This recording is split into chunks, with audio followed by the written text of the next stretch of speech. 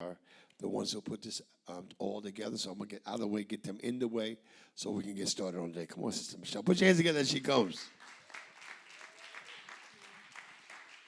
Good morning. Thank you all for coming out on this rainy day. Today will be filled with so much information that I hope everybody has a little notebook to write things down. There's going to be a question and answer section after each session, so write your questions as they're speaking so that you can ask questions when we get to that point. So we're looking forward to just getting this information out to you, and I hope that you all will use it in your lives. So I'm going to introduce Sister Jacqueline Pearson. She's going to be introducing our speakers today. Thank you again. In between the sessions, our bankers are here, so you can go out and speak to them, ask them questions, anything that you're concerned about or whatever kind of situation, speak to them so you can get some more insight. Thank you. Jacqueline Pearson. Thank you, Michelle. Hello, everyone, and good morning to you all. I want to say thank you for making the time to come out today and to get a wealth of knowledge that you're going to go home with more knowledge than you came in with, or just confirmation of things that you may have known, but you're getting clarity on today. And we want to thank our pastor for facilitating this morning's event.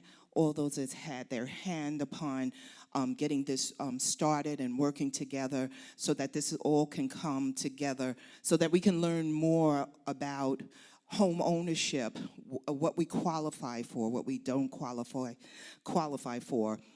And we're going to be able to get this information and move forward, pass it on to loved ones and family, and just spread the wealth of information. So I'm sure you're all ready. And I want to thank each and every individual, each speaker, for affording the time to come and to express and relay information to us. So we thank you all for being here. Okay, let's move forward. Our first speaker is a personal friend and family member to this ministry for many years, a businessman, family man, and let me just give you a little bit of information about him. His name is Jason Jeffries. Jason C. Jeffries is a senior manager in the Mission and Community Engagement Division of Freddie Mac. Presently, Mr. Jeffries is responsible for creating and implementing sustainable lending solutions nationwide. These initiatives support both consumer and industry professionals while adhering to the expectation of Freddie Mac's regulators, the Federal Housing Finance Agency, FHFA. Mr. Jeffries' 20-plus years in the field of finance, real estate, and entrepreneurship has afforded him opportunities to participate in the improvement of well-deserving communities. These works included partnerships with such organizations as Habitat for Humanity, Neighborhood Housing Services, NHS, Center for New York City Neighborhoods, National Association of Real Estate Brokers, NAREB, and a host of other community groups built for empowerment. Mr. Jeffries has an MBA with a concentration of finance and management, as well as a BA in psychology. He credits his energetic approach to life to his faith and family. So I present to you all Mr. Jason Jeffries.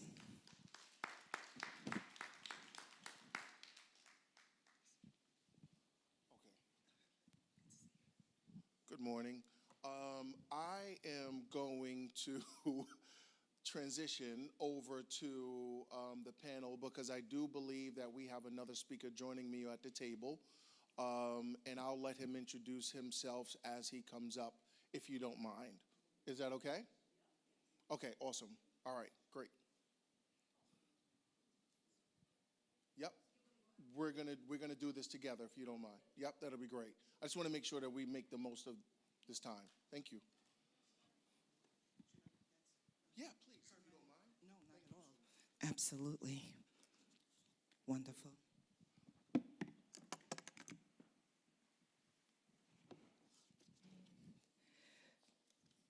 I'd like to also introduce Mr. Herman Palmer from the National Foundation of Credit Counseling, who's seated with Jason Jeffries.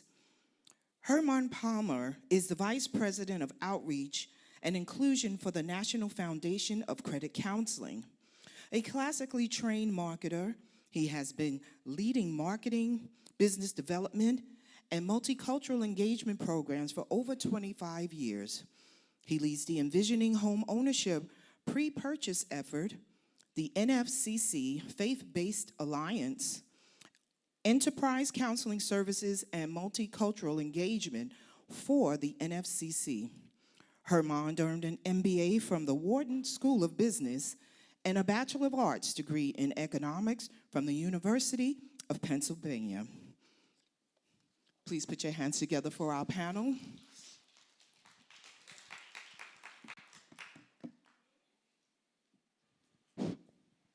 Good morning. Okay, good morning, good morning. Thank you so much, Sister Pearson, for that pivot.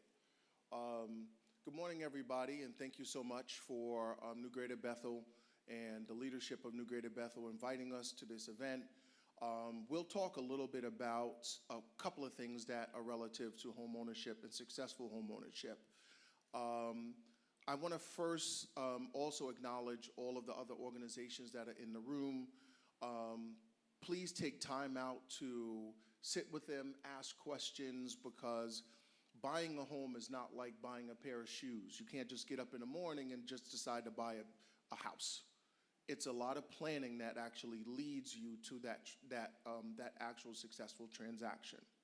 So with my mindfulness of time, I want to talk first about one element, which is wealth creation. And I'm going to first start off with a slide that is basically the money mindset. And that really just focuses on understanding how money works. Because in order for you to buy a home, obviously it's going to take money. You're going to need to have money in order to buy a home. But the reality is the mindset associated with money actually plagues us from preparing effectively and efficiently to complete the transaction of home ownership.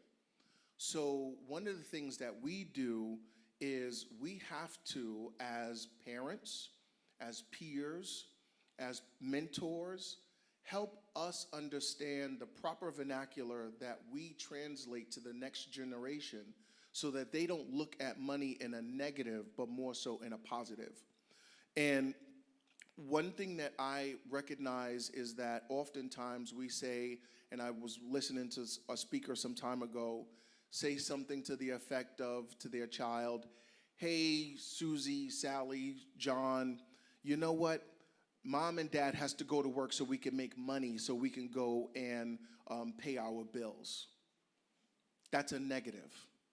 Because what you just told that kid is, I can't spend time with you because I need to make money. That's already a negative right there. So it needs to have a different mindset. And you need to prepare as a parent and also as a peer or as a mentor, how you actually communicate the importance of money and how money actually helps or can impact the mindset of your child or the next generation. Now, my colleague next to me is going to talk to you about credit, but I just wanted to kind of make sure that there was kind of like a level set understanding about how we perceive money and how we look at money, and then how it can actually either hinder or help our desired goal, which is home ownership. And a lot of people here just say, listen, tell me about the money. Tell me about the down payment. Tell me about how to get into a home. But if I tell you how to get all those things, but yet the root problem is because you have a negative mindset towards money, then guess what? I'm just really casting my there you go, to swine. There you go. But the point is, I'm just really trying to make sure that we help each other. So in this slide right here, you'll see a couple of things, right? You see how people depend on family for money. We see how people depend on their parents for money. And we see how many people actually inherit money in order to own a home.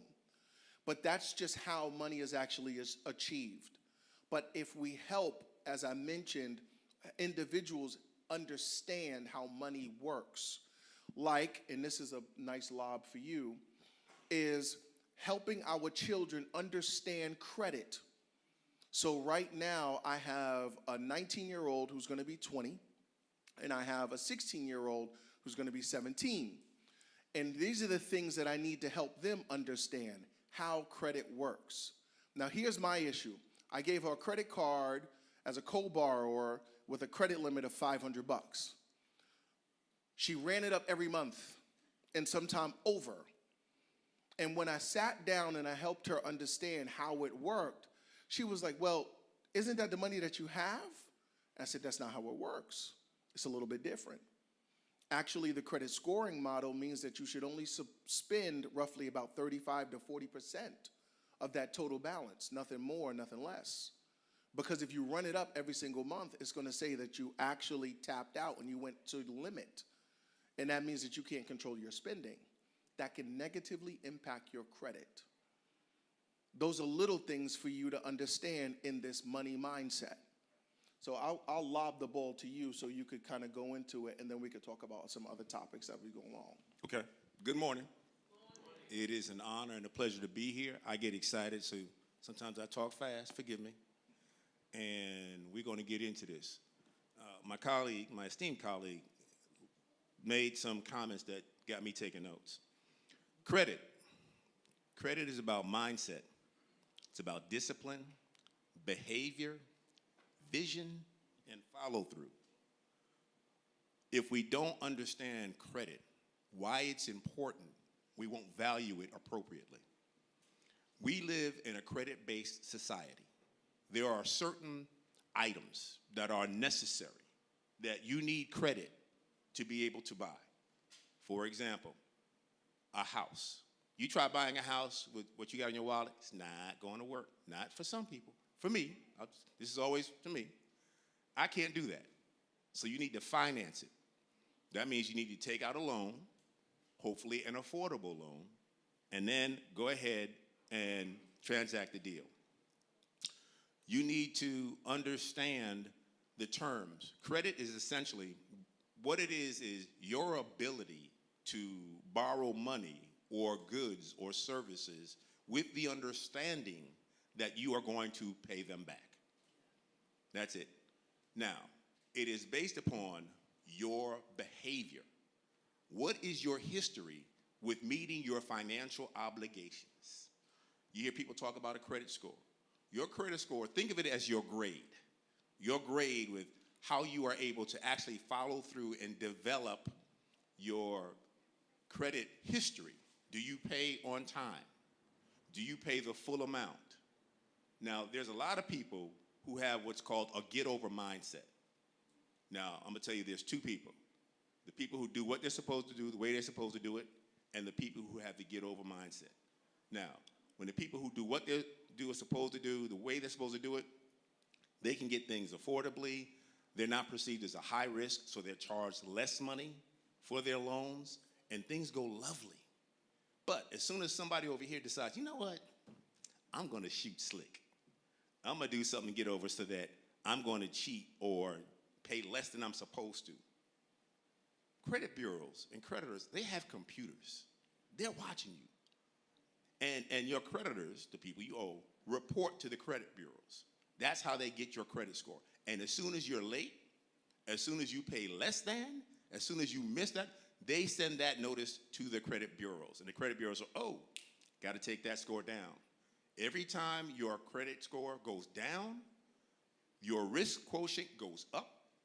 The interest, those creditors, people who are going to lend you money, think, oh, higher risk. I need to be paid more because now it's a more risky venture to lend to you. So all of a sudden, you might have had a 3%. Oh, you can't qualify for 3%, but you can qualify for 5%. People think, oh, it's just 2%. Over the life of a mortgage, 30 years, it adds up. It adds up quickly. So be mindful.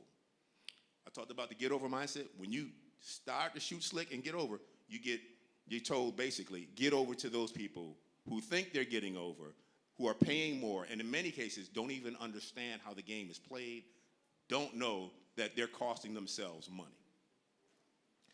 In this society, you gotta use credit to buy a house, a car, a college education.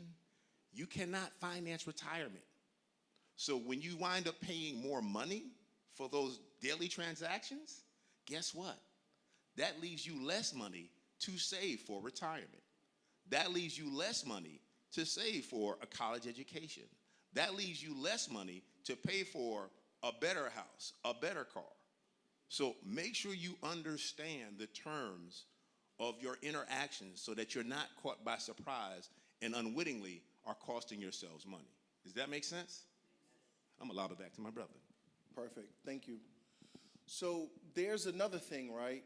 And being a son of this house, we know about and we're always taught about stewardship and accountability. And it's super important for each of us when you have a goal to own a home about being stewardable and being accountable.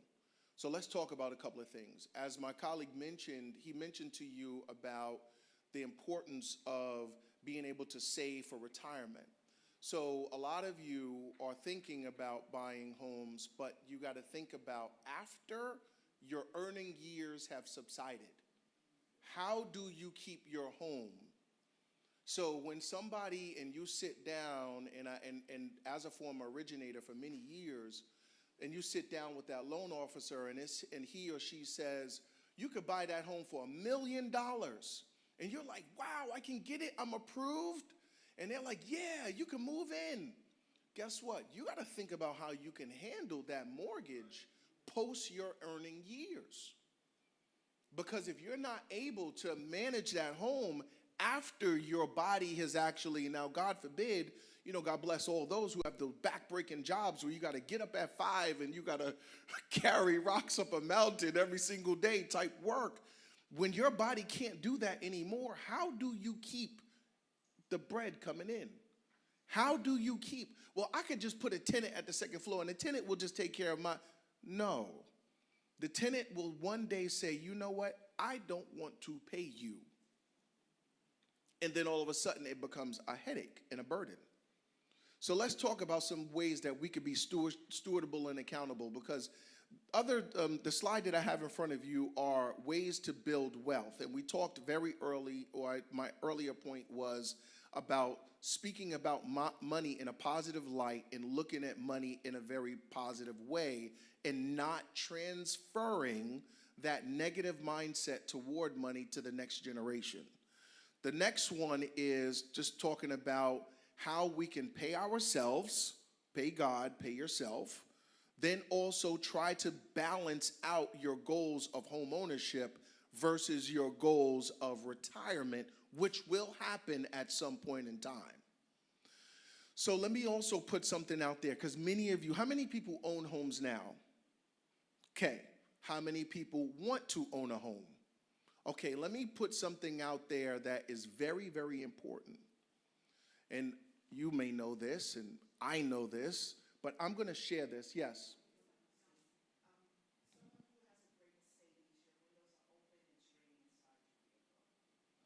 Great Mercedes, your window is open and it's raining outside. So if you want a pool, you can have it. GGT 1145? Okay, no worries, no worries. That's a great segue into my point, though. No, we can work with that. So watch this. So let's talk about two things, right? You do it. So no. I want to say something, because if there was anybody who raised your hand just now that said that I want to own a home and you have a Mercedes, then you're already started off bad. So let's just put that out there, right?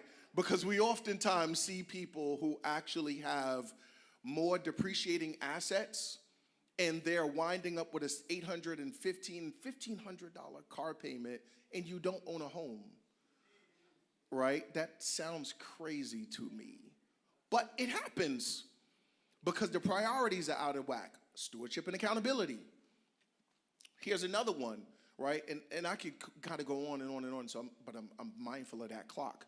And then there's another one that if you are buying a home and it's tax time, do not let your tax preparer coax you into getting a bigger return because you could write off more debt or assets or anything, donations.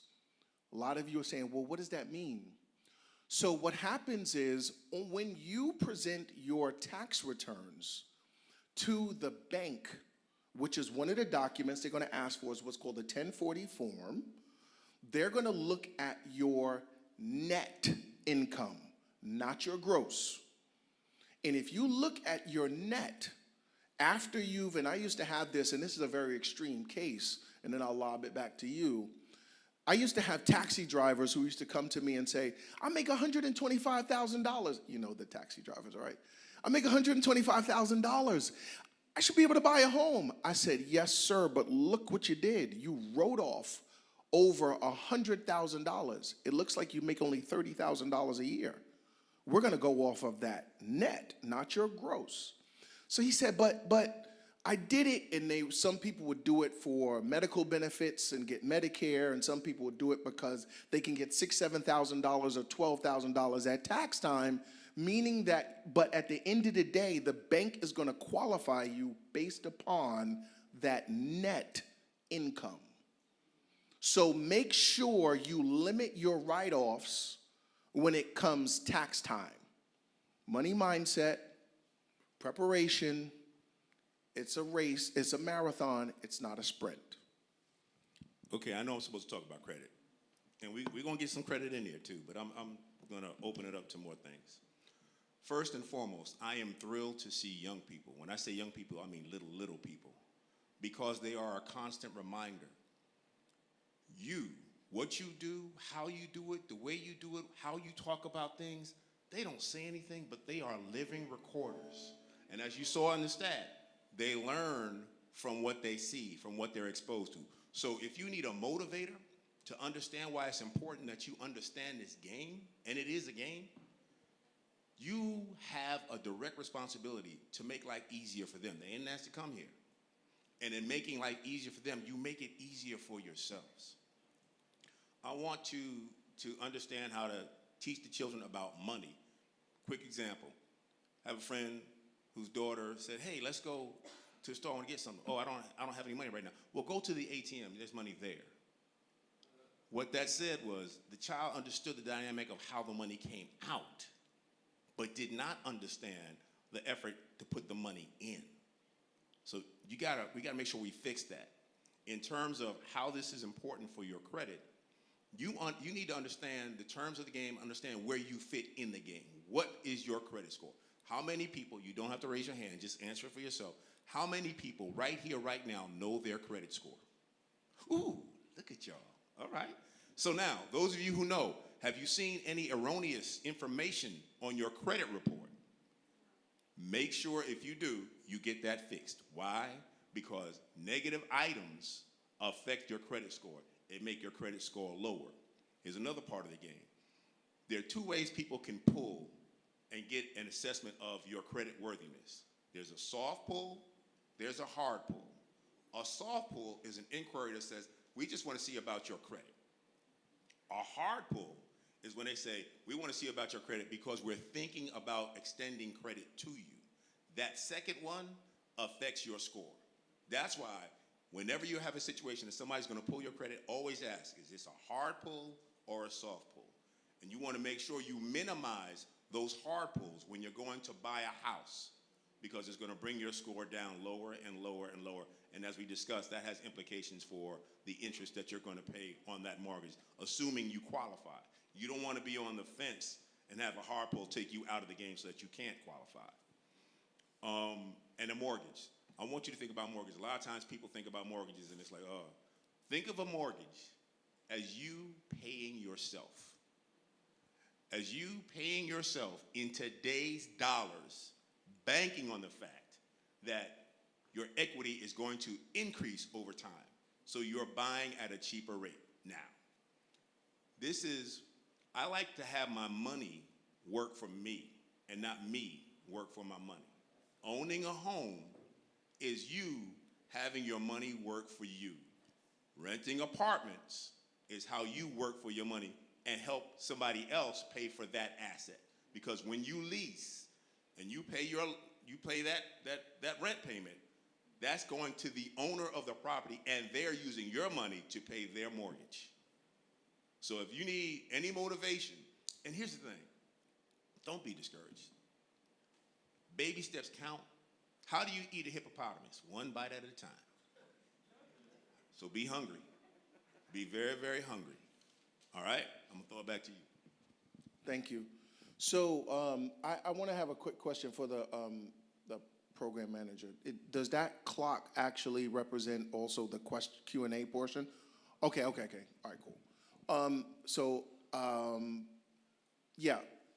So another part that is also, because I want to be mindful of this time, we want to talk about, because I'm jumping around here. So those are the bigger challenges, not all the challenges of owning a home. Those are some of the things to keep and consider. But I want to talk also to home ownership, not only just creation, but also home ownership sustainability. So there are homeowners who are in this room right now, and once you get the prize, the question is, how do you keep it? Because a lot of people want to own a home, but once you get it, you have to manage it appropriately. And how you manage it appropriately is very simple, right? Actually, no, it's not simple at all. It's the first thing you need to factor is you have to create budgets. You have to pay your bills on time. Pretty obvious, right? But what about maintenance? So, horrific story. I had, in my basement, I had a shower. I got it done, and the guy didn't do it appropriately. So every time you showered, the floor looked like it was basically creating a pool, and it was a whole nother issue. So I considered the work aesthetically pleasing, but it was ineffective. So now I have to figure out, how do I get money to pay for the rest of it? Now here is where credit comes into play, right? Smart credit, where you can establish a credit line at the local Lowe's, at the local Home Depot, to help you pay for that repair, or you can go into your savings, which you should have some type of savings outside of your mortgage payment, your bills, all these other different things in order to take care of those expenses. Because if you don't, then what winds up happening is you're living beyond your means, and then home ownership is not a pleasure, it's a burden. So we want to talk today about, and everybody wants to have home ownership creation, but we don't talk about enough home ownership sustainability. So really, I'm trying to consolidate as much information as possible into this time, but I did a little bite-sized survey in a couple of markets that my data team at my home office identified areas of most need when it came to the last refinance cycle. Anybody know what a refinance is? By show of hands. Okay, so most people do know the concept of it. Great, so I don't have to go into it. But in most communities, for lack of a better term, a refinance is basically taking your existing mortgage term and adjusting it through a transaction, which is either to lower your mortgage term and or your payment and hopefully your interest rate, right? So what happens is we found certain pockets of the community that have totally ignored the last refi cycle. And just so you understand, interest rates went down as low as 2 3/4 or 2.75 at one point in time within the last 5 years, right? And there were many people who were sitting with interest rates of 5 and 7% who did not participate in the last refi cycle. So some people may say, well, Jason, I don't want to start my term over and go back to another 30-year term. You didn't have to. You could have went to a 15-year and got a 2 3/4, and then you would have paid the same mortgage payment that you did on a 30-year, but you would have paid off almost 10 to 15 years off your mortgage if you just had a 30-year term. So there was a lot of strategy that you could apply to save money, save time, and pay off your mortgage much faster.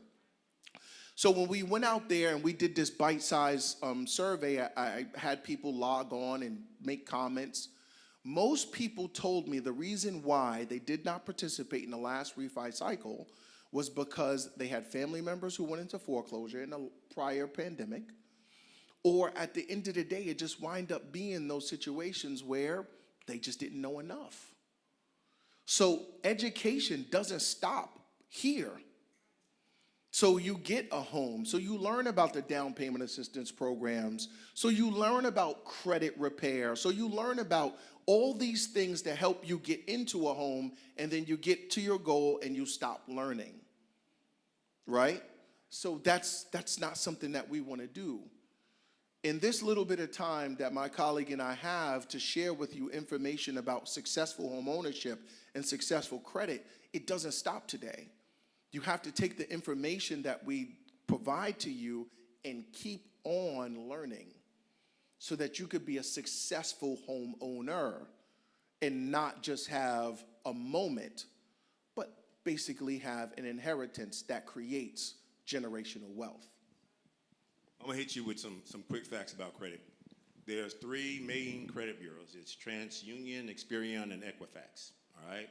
And you can get a free copy. You're entitled to 1 free copy every 12 months. You can go to a HUD-certified credit counselor, like my organization members. You can use, a lot of times, your bank, it's on your loan items, things of that nature. I got, let's see, the difference between your credit score and your credit report. A lot of times they use it interchangeably. It's not. Your credit report is the detailed account of your payment history, while your credit score is the 3-digit number that the credit bureaus use to give you your grade.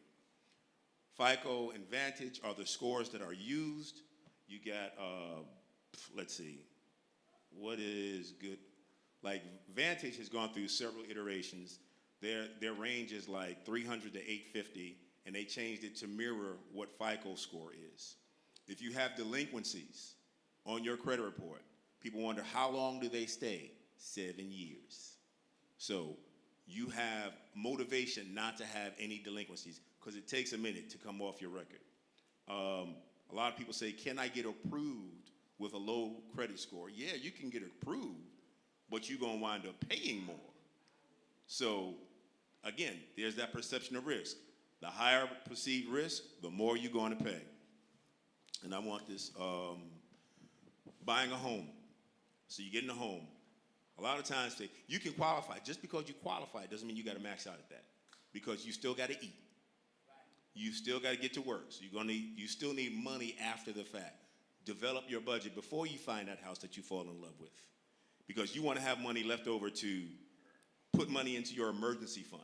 And there's always an emergency. Where the medical transmission goes, something with the house. You want to have an emergency fund. You want to save for retirement. You can finance a home. You can finance a college education. You cannot finance your retirement. So a lot of people say, well, I'm going to put less in my retirement and more in a college fund. You can finance a college fund. Let your child have some skin in the game. You'd be amazed at the shenanigans that take place on college campuses because the kids don't have skin in the game. Let them have skin in the game. All of a sudden, library doesn't look so bad. I need to get there because failure is not an option because I'm paying for this. All right? And then you just want to make sure that you want to take a trip every now and then. So, you deserve some fun. You're working hard, right? So make sure you manage, 0. Make sure your credit's important. I'll go with that. Thank you. We are hit the clock. I want to be mindful of that clock. Are we? Yeah, I don't know. Yeah, we were trying to keep it.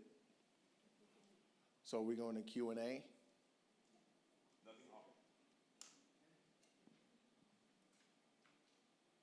I don't know. We're waiting for direction. Okay. A delinquency? Oh, it's your space. So a delinquency, when you are making a payment, they say the payment is due on the 15th of the month. When they say it's due on the 15th of the month, they mean the 15th. They don't mean the 16th. They don't mean the 17th. So if you miss that date, that's considered delinquent. And that's a ding. So make sure you save up. And it's important because I'll be totally transparent. When I look at my mortgage and when I look at the rest of my bills, I know one of my paychecks is going to be my mortgage. Ain't nothing else. It's the mortgage. It might be the rent or something. So everything else has got to fit within that other check. Now, here's the important thing. What time of the month am I going to get that check? So now you got like, well, I'm going to get that check after the 15th. And so what you got to do then is, all right, if you know that's the flow and the pattern, then if it's after the 15th, you got to save that money, put it aside for the next month to avoid that delinquency. Does that make sense? All right, a couple of questions. It's going to be up to the can I also say something too about the renters? So the renters, while you're here, let me help you. When you pay your rent, pay by check or some kind of traceable payment and have it come out of the same account every single month. And just, if you haven't been doing it, not shame on you, just start practicing now.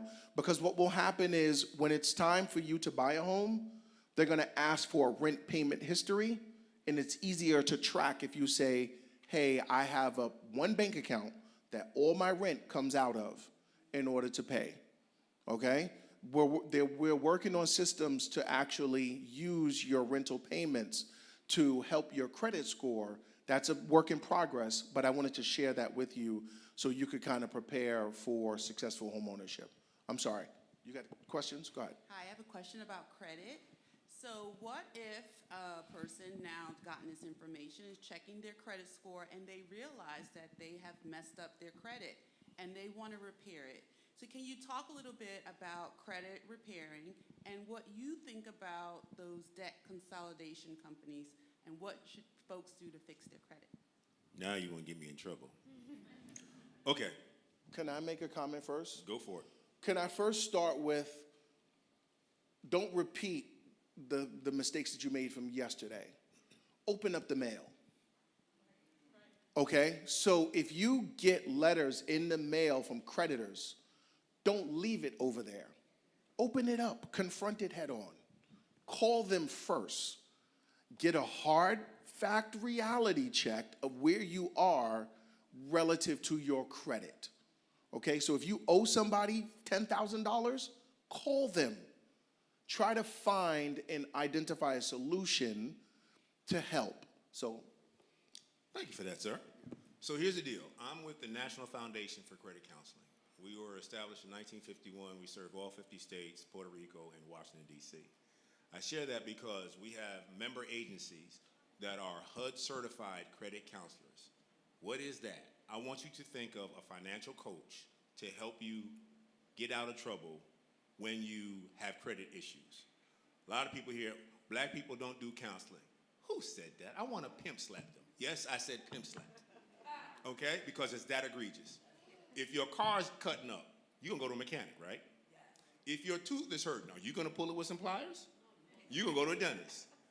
A HUD-certified nonprofit credit counselor, our job is to support and serve you. Nonprofit is in our title, which means we're not trying to make a profit off you. We get funded by grants and services that we provide for our members. We're here to serve you. The more of you we serve, the more grants we get, so we are motivated to do a good job. If you get in trouble, seek out. You can go to nfcc.org. That's N, Nick, F, Frank, C, Charles, ccharles.org. And you'll find one. We have what's called a locator, and you can put your zip code in, and it'll find an agency that's near you, all right? You ask the difference between us and debt consolidation and that kind of stuff. Sure, nfcc.org. Here's the deal. Anytime somebody says, don't pay your bills, we're going to make them come to the table and take less. All right, a big red flag should go off because I just told you the importance of credit, right? You want to preserve your credit rating. If you don't pay your bills, is that helping your credit rating? No. So what happens is, yeah, they'll come to the table and they'll take pennies on the dollar, but you will suffer. And why are you going to pay for a service when you can get that same service for free that's meant to preserve your credit score, not damage it? So that's the difference. And I know they're advertising all the law shows and all that stuff. Hey, if it looks too good to be true, you need to ask yourself, if it looks like a duck, smells like a duck, walks like a duck, it is not an ostrich. All right, that good?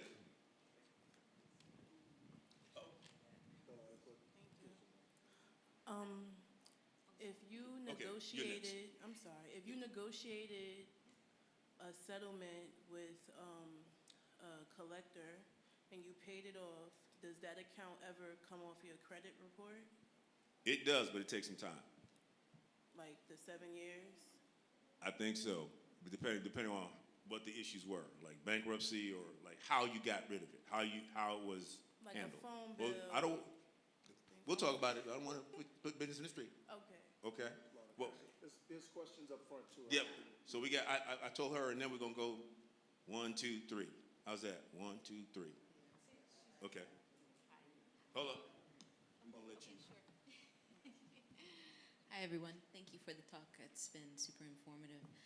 I'm just wondering, as far as like the upper echelon of credit scores, if it's a myth to obsess about the 850, which is like the zenith of like credit scores. If you are fortunate to have a 770 or a 780, are you to worry if you are not north of 800 or if it dips to 750? Is that a myth to have that 100-point So gap? you want to make a comment on that? Shall I? Thank you. All right. So all numbers that you just mentioned are wonderful numbers, right?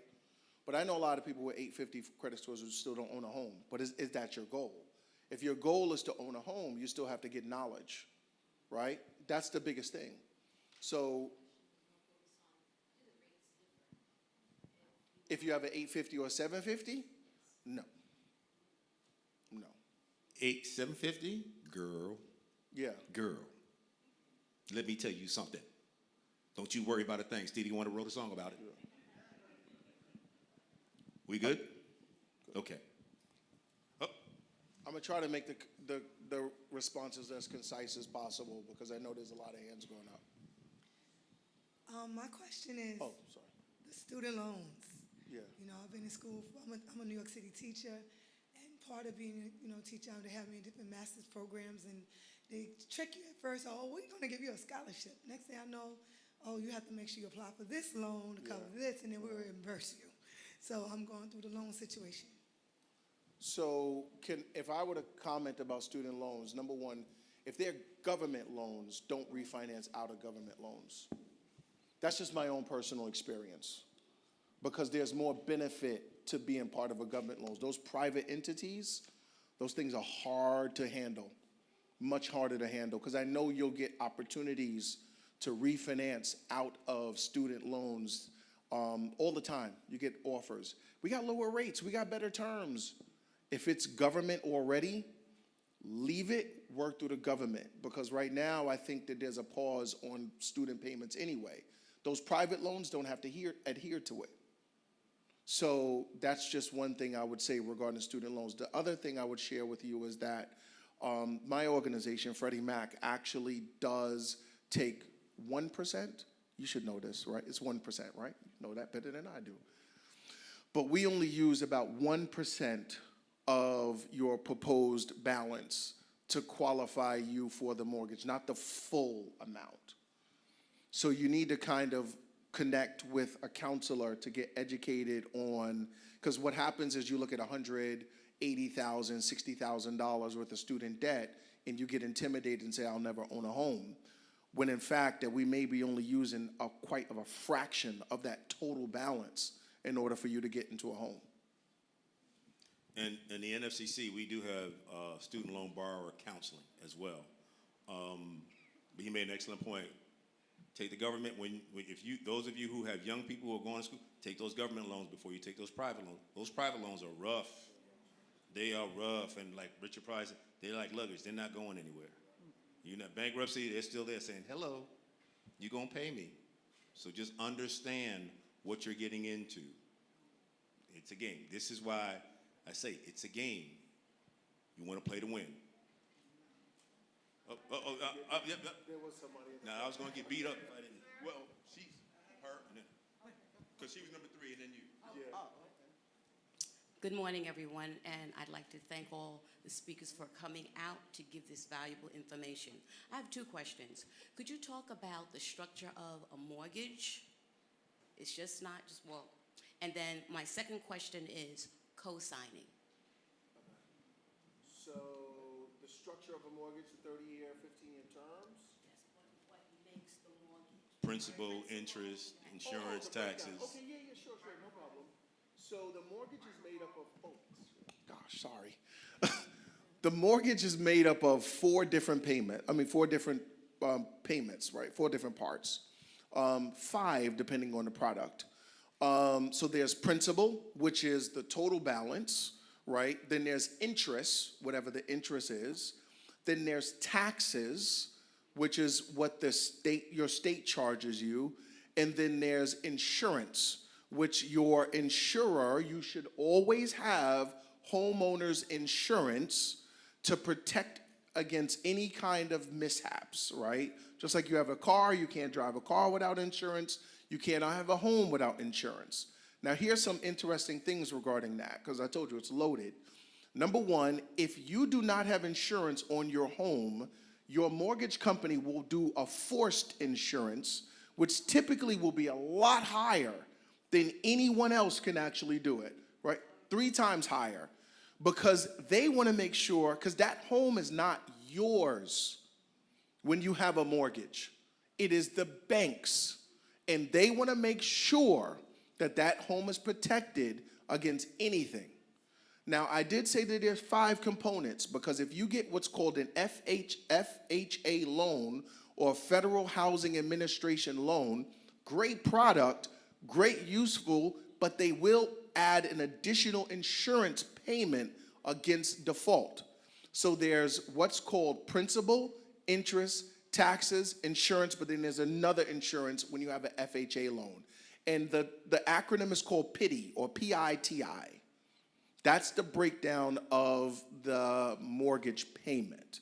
And you have to have at least 3 months worth of that in your bank or more when qualifying. So if your mortgage payment is going to be $3,000, you have to have at least $9,000 in the bank at the time of closing to show that you have what's called reserves.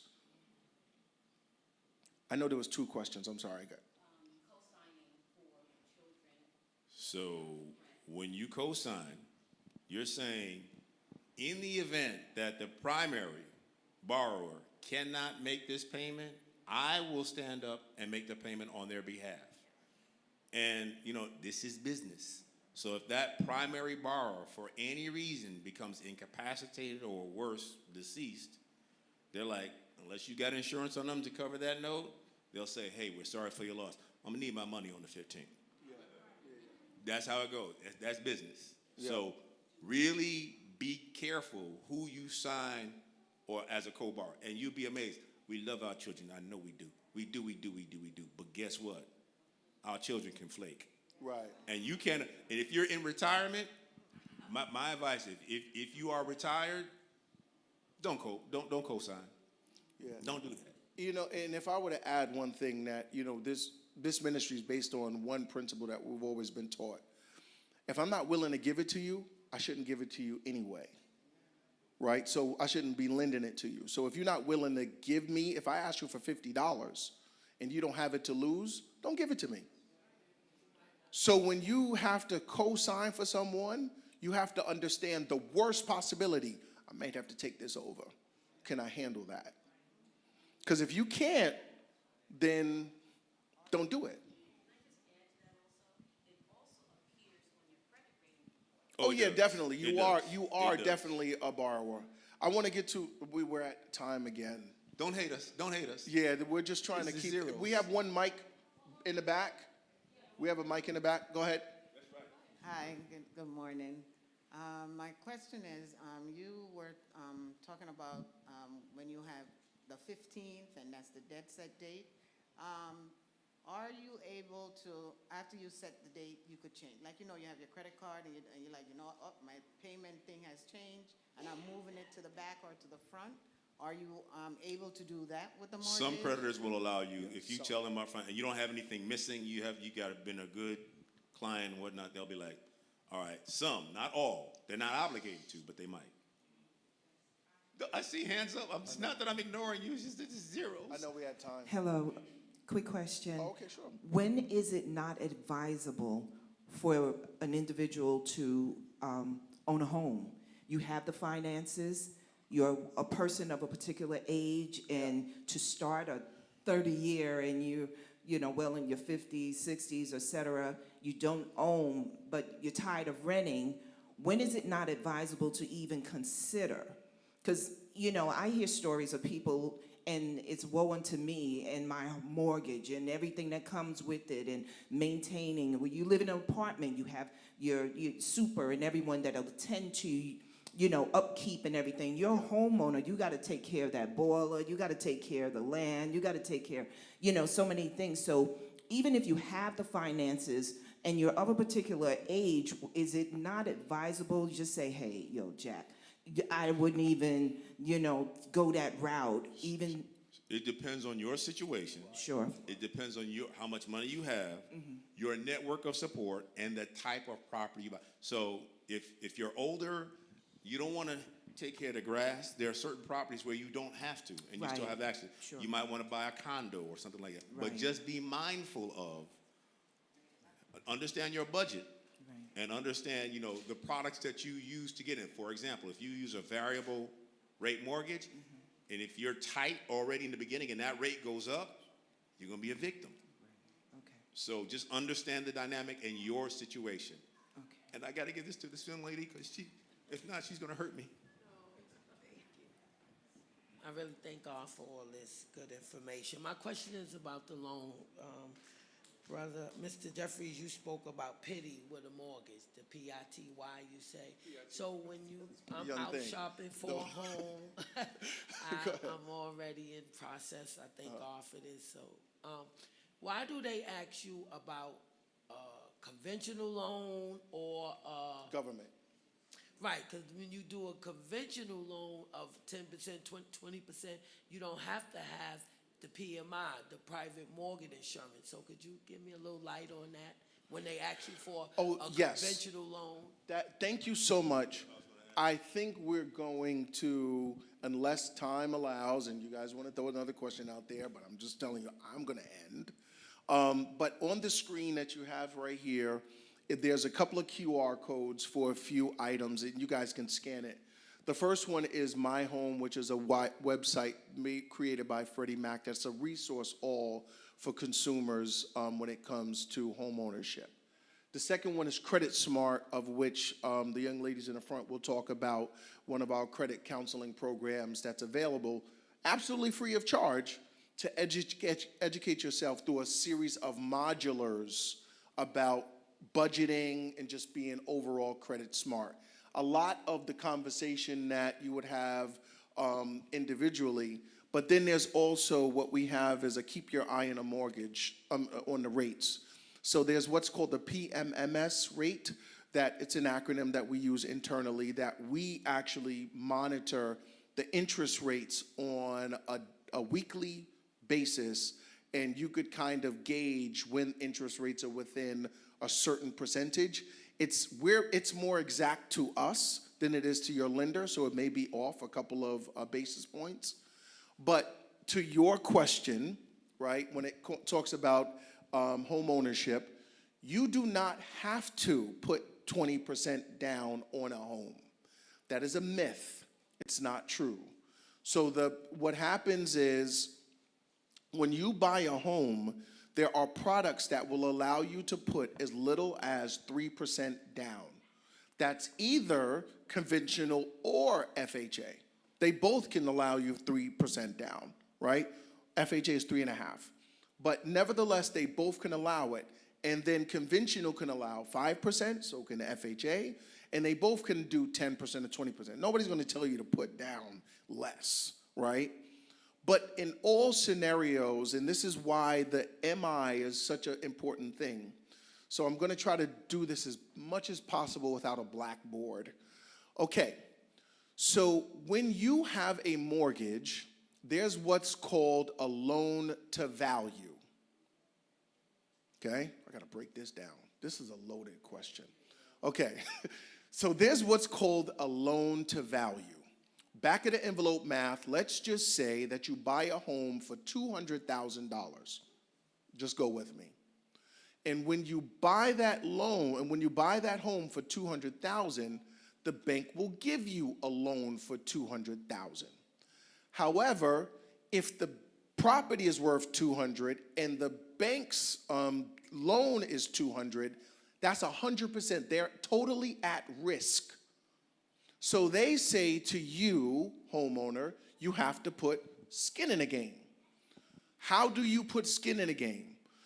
They will allow you, or they suggest that you put at least 20%, which gives them a little bit more flexibility if they have to foreclose or take back the asset, because then they can actually say, we can sell it and get some money back. So now that would bring you to 80% of loan to value. So that means that you would have a $180,000 loan on a $200,000 price. Okay? Now, that will allow you to eliminate, well, once you go under 80%, you no longer are required to have what's called mortgage insurance. Mortgage insurance is put in place in case of a default. So what happens is, if you are at 80% of loan to value or greater, you are now required to have mortgage insurance because you are a high risk borrower. Once you go under 80%, 79 to be exact, 79 point something, right? Once you go under it, then the mortgage insurance comes off. It can drop. Now, there's a couple of ways how the mortgage insurance can come off. But initially, they want to put you in a position where you can try to go in without the mortgage insurance by putting 20% down, or you just have to ride it out by making monthly payments and equity and everything growing, and then at some point in time, your loan to value with growth of the market and appreciation, you can actually go below the 80% loan to value, and then you could go to your lender and ask them to reevaluate your home, and the mortgage insurance can drop off. They basically want to insure their interest, and they want you to say, you're less likely to walk away from a property if you have a significant stake in that property. So that's a way of keeping you committed. Right. So mortgage insurance is not ugly. It's not. It's a necessary evil. And but it can come off over time. But you have to be proactive. Right. Stays on. Yes, I'm sorry. I'm being corrected. With FHA loans, the FHA loan does keep the MI for the entire duration of the loan. So when you get it, but hey, don't hate FHA just because you may have to keep the mortgage insurance for the entire 30 years. You can always refinance out of it at a later time. Now, I will say this, it stays, but FHA has some very stringent requirements about the condition of the property to be able to qualify as an FHA, and that benefits the buyer. So just understand that. Let's thank our panel. Thank you so much. At this time, we have a break, and so we would encourage you to visit the banks and mortgage companies that are right across the hall. A 10-minute break, and then we'll come back and start session 2.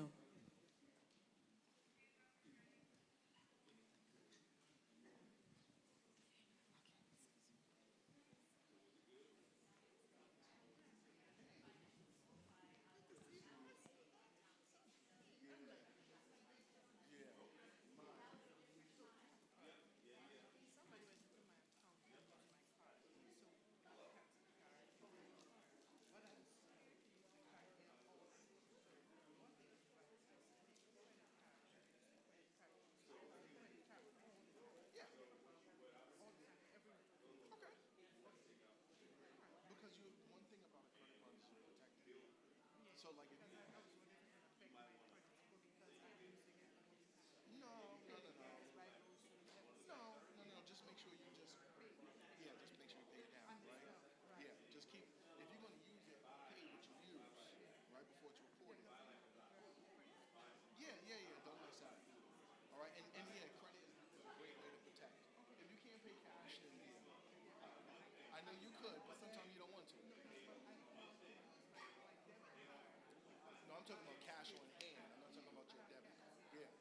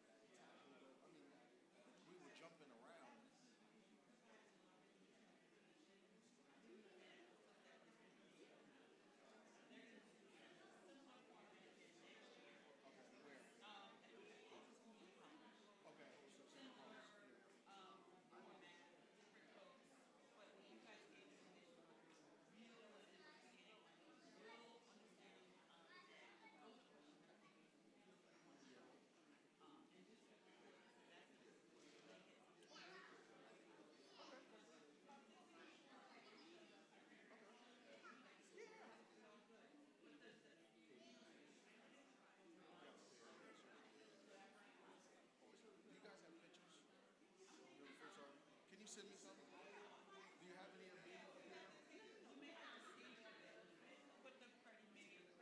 No, you don't have to. No. Yeah, please send it. 'Cause you gotta, I gotta have proof that I was here. Oh yes, of course.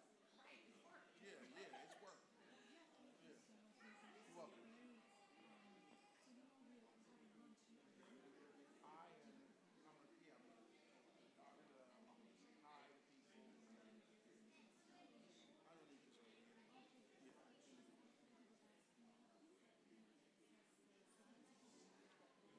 Yeah, I thought I sent it to you already. No, I sent you a PDF. Yeah, if it's not, what you gonna call it? Because we'll try to open it, and then, it was secure. It's supposed to end like around 1:20 today. Okay.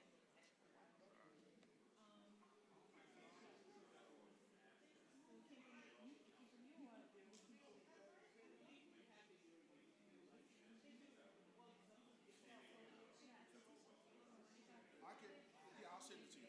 Just request it because what I think I did was I just sent it to one email and it was secure. So let me unsecure it and then I'll resend it to you. Sure, just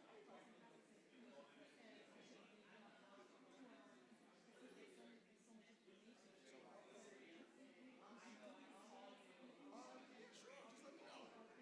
Let me know.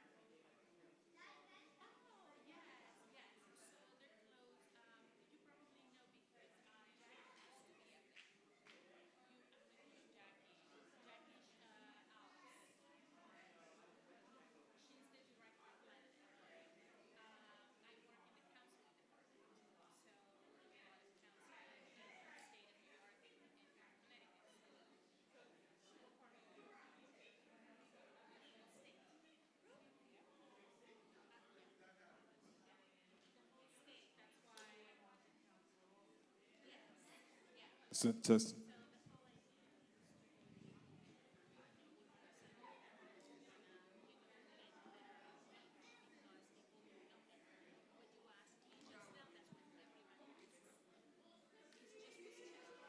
Wait, are you guys?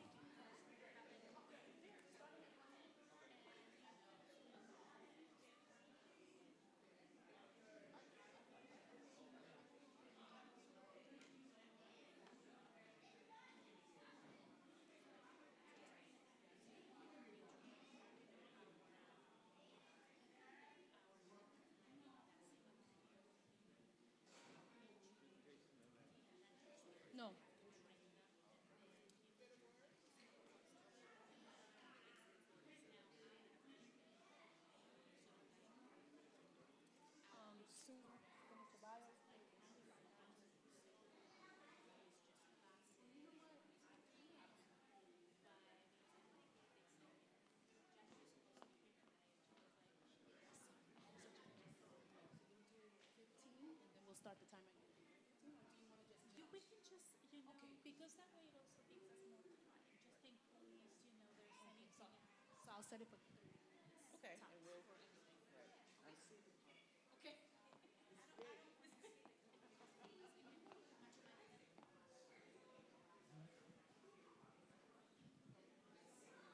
Okay, we're going to start our second session. If everyone could get seated, we're starting in 1 minute.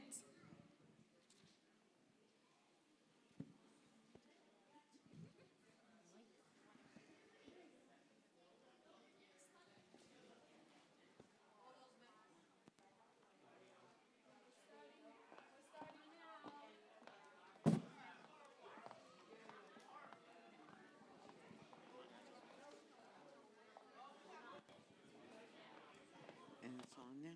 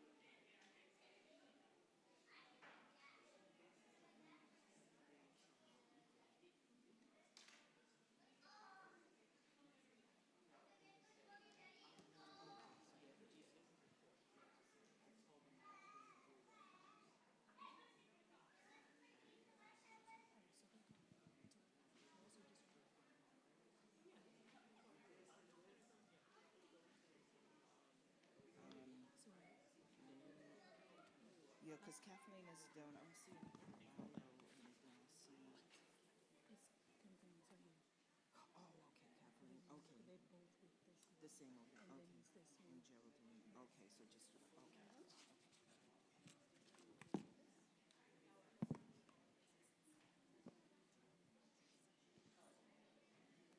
Oh.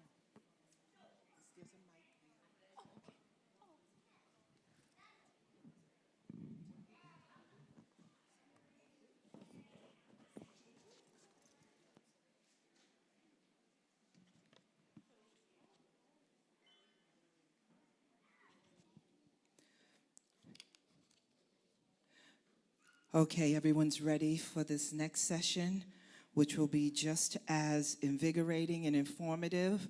We're looking forward to all the information. Get your pens out and take necessary notes and write questions as you go past certain points that they address.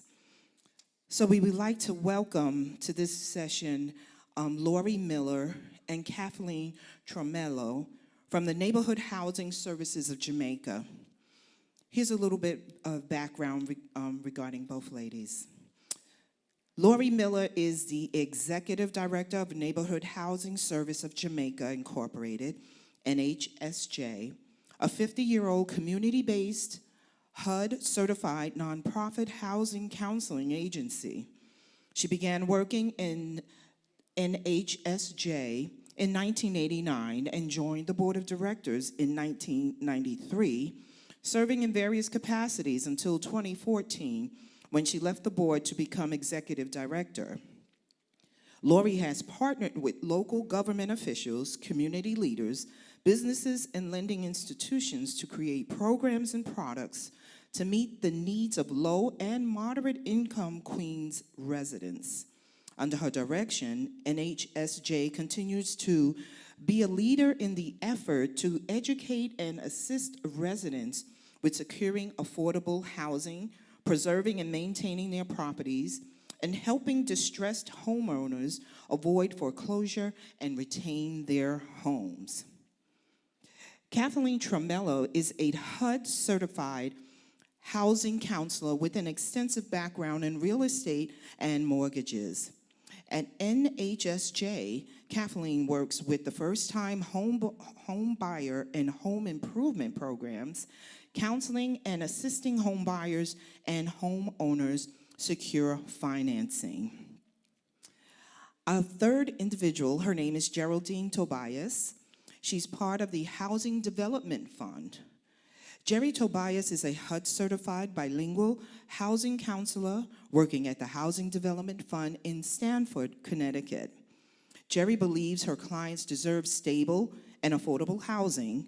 Her work is mainly with households at or below 80% area median income on their path to affordable home ownership. Her focus is on empowering her clients by educating them about the home ownership process. Jerry is a board member for Under One Roof. Under One Roof, their mission is to provide quality, affordable congregate housing with supportive services to senior adults. She also serves as a board member for Connecticut Housing Partners. Their mission is the development of affordable housing and property management, giving their members a safe, stable, and affordable place to live. So we introduce Lori Miller, Kathleen Tromello, and Geraldine Tobias. Let's put our hands together with a warm greeting. Good morning, everyone.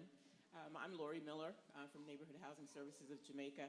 And I just wanted to say, listening to the gentleman who presented before us, as much information as they gave you, there is so much more. And some of you are probably saying, like, how am I going to remember all this? That's where organizations like Neighborhood Housing Services and our colleague here come in. We are a nonprofit housing agency. We're HUD certified. Kathleen is one of the HUD certified counselors. And what we do is, counsel people. Our focus really is people of modest means. So we tend to focus on low and moderate income. And the community here, Southeastern Queens, that's generally the population that we're talking about in terms of income levels. We have a number of programs. Our first-time home buyer program is very popular because, like everywhere else in the country, the American dream is often to own a home. But we also have a program, a home improvement program. So once you have a house and you need to make home improvements and, these things cost a lot, we have programs. We work with banks who have low-cost or affordable loan products. We are also the conduit for New York State financing. It's the Affordable Housing Corporation Fund. It's a grant. Grant's kind of loan. It decreases, over time. If you stay in your home after you get the grant, it disappears. Funding is up to $40,000. Not everybody gets $40,000. You don't necessarily need that much work, but we will take care of anything that needs to be done, except garages, certain types of masonry work can't be done. And what we also have is a foreclosure prevention program. We are funded by New York State Attorney General's office. It's called the Homeowner Protection Program. And folks who are falling behind on their mortgages, or who anticipate falling behind, can come to us. Come to us for counseling, and we will work with them. The process involves, going through a budget. Every program that we have requires that you do a budget. We're going to do a budget. We're going to look at your credit. We're going to find out, if you're buying a home, how much of a home can you afford? If you happen to be somebody who's having challenges paying your mortgage, what can you afford to pay? And then we work with you and your mortgage company and advocate for them to say, this person can afford to pay this. Can you do a mortgage modification? Jason talked about a lot of things that we cover as well. And as I said, there's a lot of information out there about buying a home. The average, person does not have this information. That's why you definitely want to go to a nonprofit housing counselor. As he said, we are not in the business to make money. What banks have found and what we have found is that people who are educated about the home buying process and the home retention process stand a much better chance, of long-term home ownership. In the Black community, unfortunately, we often buy our homes later, where in other communities they tend to buy in their 30s and 40s. Often it's not until, our 50s that we are buying homes. And then the amount of time that we keep our homes is shorter. And so, if we want to buy homes, we want to stay in our homes until we retire. You want to be able, to pass that wealth on to your children, your grandchildren. You have to be educated. And it's not just about how do I get into the home, it's how do I keep my home. As Jason said, you have to maintain your home. How do you do that, if you are just squeaking by and making your mortgage payments? And what we are starting to see a lot more out here in Queens, and the good thing is that our houses have appreciated considerably, but that also has made us targets, for these scammers, the people who are stealing people's mortgages. They especially target seniors. They target people whose mortgages are paid off because they know, you're not making a monthly mortgage payment. And so you have to be vigilant. NHS of Jamaica is part of a coalition. We call ourselves the Queens Protect Our Homes Coalition, and we were funded. There was an initiative that was funded by the Enterprise Foundation and the New York State Attorney General's office, and we did a lot of outreach to let people know about all of the scams. So, if you have a home, if you know someone who has a home, and anything untoward seems to be happening, call an agency like Neighborhood Housing Services of Jamaica. If we can't help you, we can certainly refer you to the right resource. And I took longer than I probably was supposed to, but I'm going to hand it off now to Kathleen Tremello. Kathleen is our housing counselor, and she works with the First-Time Home Buyers Program. Good morning, everyone. I hope you're all comfortable. I'm going to talk to you about a few things. First, I'm going to talk to you about renting versus buying. I mean, when you buy a home, like Laurie said, you're building equity in your future. It's a feeling. I know when I bought my first home, I'm sorry. When you walk into that house, it's yours. Nobody could tell you lower your music. Nobody could tell you not to paint that wall the color you want. It's maintenance, but I love when my clients close on a home, how happy they are, and they call me up. It really makes me cry. I'm going to start crying now. I really believe that everybody, when you rent, you're paying his mortgage. You're making him rich. You're not making yourself rich. So think about it. I know it's an investment that you really have to work out, but it's going to be the best investment you ever made in your life. But now I'm going to talk to you about some of the other things that we do at neighborhood housing. I just want to see what the next one. Okay, the steps to buying a home is get education like you're getting now. Learn. Go online. Go on to Freddie Mac. Go on to Sony May. Go on to all the websites. Go on to ours. And there's so much information that's out there for you. Just read and learn. And when you meet with us as counselors, we will guide you through all those steps. We will look at your credit. We'll look at your income. look at your assets. We'll look at everything that you're about, and we'll let you know. You might think you could afford that $1 million home, but guess what? You're starting now. It's going to be your first house. Get yourself in the door and be realistic to what you can really afford. Never go over your budget. Always budget your money. Always. I'm going to talk to you about, we have the one-on-one. It's a counseling. We do classes. In fact, Wednesday we're having another Zoom first-time home buyers education program. If you call our office, you could sign up and it's from 3 to 5. And we usually have a lender, a lawyer, a realtor that's on there that also speaks, and we talk about the grant programs that are available for you. There's the Sony May grants that we deal with a lot of lenders that you might qualify for that money. And then there's the HPD grant that goes up to $100,000. Not everybody qualifies for that grant. There's income limits. There's a lot of limits on that program, and it's a lot of work for you to do. You have to save every single document for 3 months to put them in a folder for you to send to them, because once you get a commitment and a closing date from your lender that, hey, you're actually going to close on a house, you have to then apply for the grant. And if you go $1 over the income limits in those 3 months that you were working on closing on your house, you're not going to get the grant. So there are other options. There's lender grants. They have their own that they don't even 1099 you. I don't know if anybody knows what that is. Okay? They don't even do that. We have so much that even with the foreclosure, with whoever owns a home, there's a loan out there that goes up to $10,000 at 6% interest. You could use it to pay down your credit cards. You could use it to fix your home. You could use it for anything. And it's not going to be available for too much longer. I think it's till September.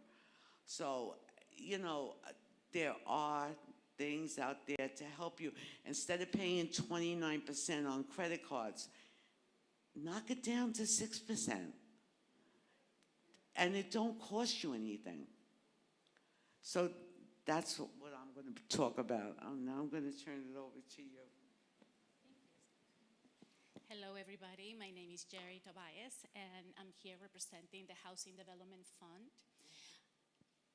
We're a nonprofit organization based in Stamford, Connecticut, but we do serve the whole state of New York. So every single county in New York, Manhattan including. Jerry. So we serve the state of Connecticut and the whole state of New York as well. So how can we serve you, right? We give first-time home buyers down payment and closing cost assistance loans. So I do have to emphasize that there are loans that will need to be repaid, but we can help you, right, gathering these two, I guess, amounts that, especially the down payment, tends to be quite, a good lump sum that sometimes we worry about, how we save that much. So we have a product called Smart Move New York. And Smart Move New York, it's a product that can give you up to 25% of the purchase price. So we're not driven by how much will the house cost, because the lender will take care of that. They'll tell you what you're pre-approved for. But we can give you up to 25% of the purchase price, and then this can be used for down payment or for closing. Right? The rate of the product, Smart Move New York, is 3%. It's fixed for 20 years. So now you have 3%, right, of whatever amount you're borrowing. It can be up to 25, so it doesn't have to be the full 25%. There is a fee associated with that, and that will be based on 20% of the purchase price, and then you multiply that by 3.75%, and you get your closing cost fee associated with that product. Yes, so it's so whatever purchase price, you take 20%, and then that 20% you multiply it by 3.75%. That will be the closing cost fee. My job as a housing counselor is to help you be ready for this big purchase. So we will be spending time going over your income, your credit, your monthly expenses, anything in your credit report. I go line by line. I spent a lot of time on that because it's extremely important. You have heard from the other gentlemen that were here before. Having good credit, FICO score, it's important when you go to the lender, to ask for a pre-approval for a loan. We actually participate with specific banks in the area of New York.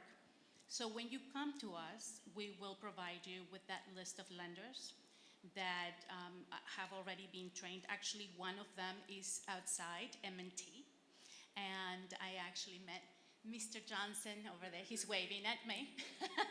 Yes, so he's one of the loan officers that I work with, and he's been amazing at helping my clients. I'm not sure if you guys want to take a turn. Excuse me. You have to turn the mic towards your mouth. Thank you. They can't hear you.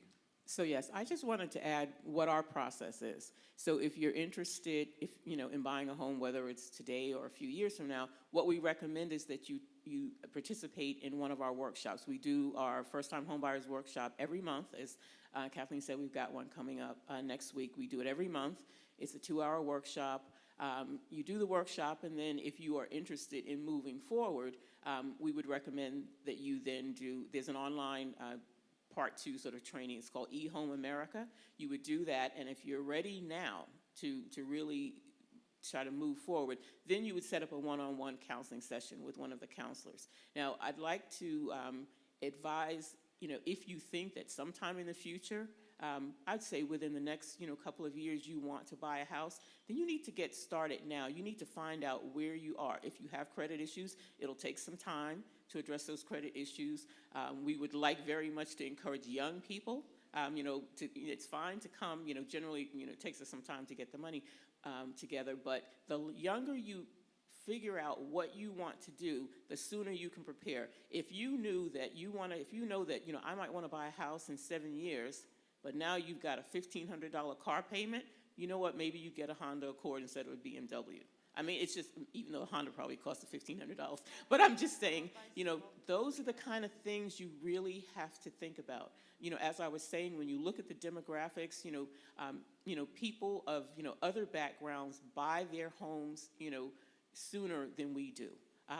If you have a home, let's say you're a parent, you have a home, you can use your home to a certain extent as a bank. Now, what we don't advocate is that every time your house appreciates, you're refinancing, taking the money out, because then at some point you end up, you've got a house that's got a huge mortgage, now you're moving towards retirement, you have nothing else to tap into. But you buy a home, you maintain that home, you budget, you make certain that you're not overspending. When your child is ready to buy a home, maybe that's the time you decide, I'm going to refinance, or I'm going to take out a home equity line of credit so I can give my 25-year-old son $40,000, $50,000 to buy his home. And then that solves the problem of co-signing. But I mean, you've already decided that you can afford to pay make the payment on that home equity line of credit, or refinance the home. And it's very, very important that we take this seriously. We need to start training our children, Maybe elementary school is a little too soon, but by junior high school, they need to understand the importance of credit. When you go to college, what happens? You get bombarded with all these credit card offers. I remember when I was in college, one bank gave me a $15,000 credit line, and I had a work-study job. That made no sense, but this is what they do. And, your kids come out of college, aside from the student loans, but all this debt. It is very, very important. And trust me, everything that the earlier speakers talked about, education is key. And we don't expect you to know everything. We don't even know everything, but what we don't know, we can reach out to others. I might be calling her to say, what was it you said at at that presentation the other day? And then we can steer people. They service New York. I didn't know they service New York City. I thought, just, Connecticut and maybe Westchester County. It's that type of thing. We share information. We work with legal services agencies, we do presentations for her first-time home buyers. We have one segment that it says, what to expect of your real estate attorney? Because all you know is people tell you you need to have a real estate attorney, and you get one, but you don't even know if they're doing what they should be doing for you. And so we do a workshop that says, this is what your real estate attorney should be doing for you. And if they're not doing this, then you have an issue. You need to get someone else. Maybe you need to report them to the bar, or maybe it's just as simple as letting them know you're supposed to do X, Y, and Z for me, and you are not. This is what I'm paying you for. There are nonprofit legal services agencies, and as I said, if your issue is something that NHS of Jamaica can't handle, and we determine that it is a legal issue, the first place we're going to refer you to is one of those agencies, because if you're struggling, the last thing you need to do is go out and get a private attorney if you can, get the service for free. Did you want to say anything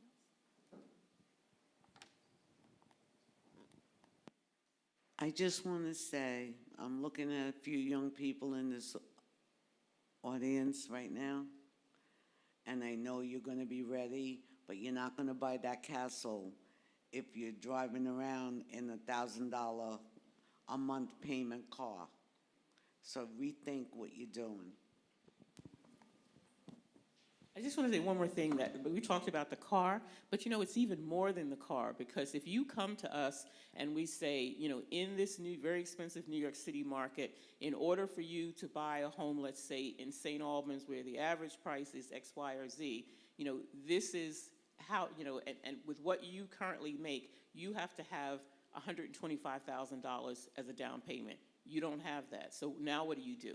You either are going to look to buy somewhere else, and I've said for years, if you can't afford to live in southeastern Queens, you can't afford to live anywhere in New York City, because we happen to have been the most affordable market. The Bronx now is even incredibly expensive.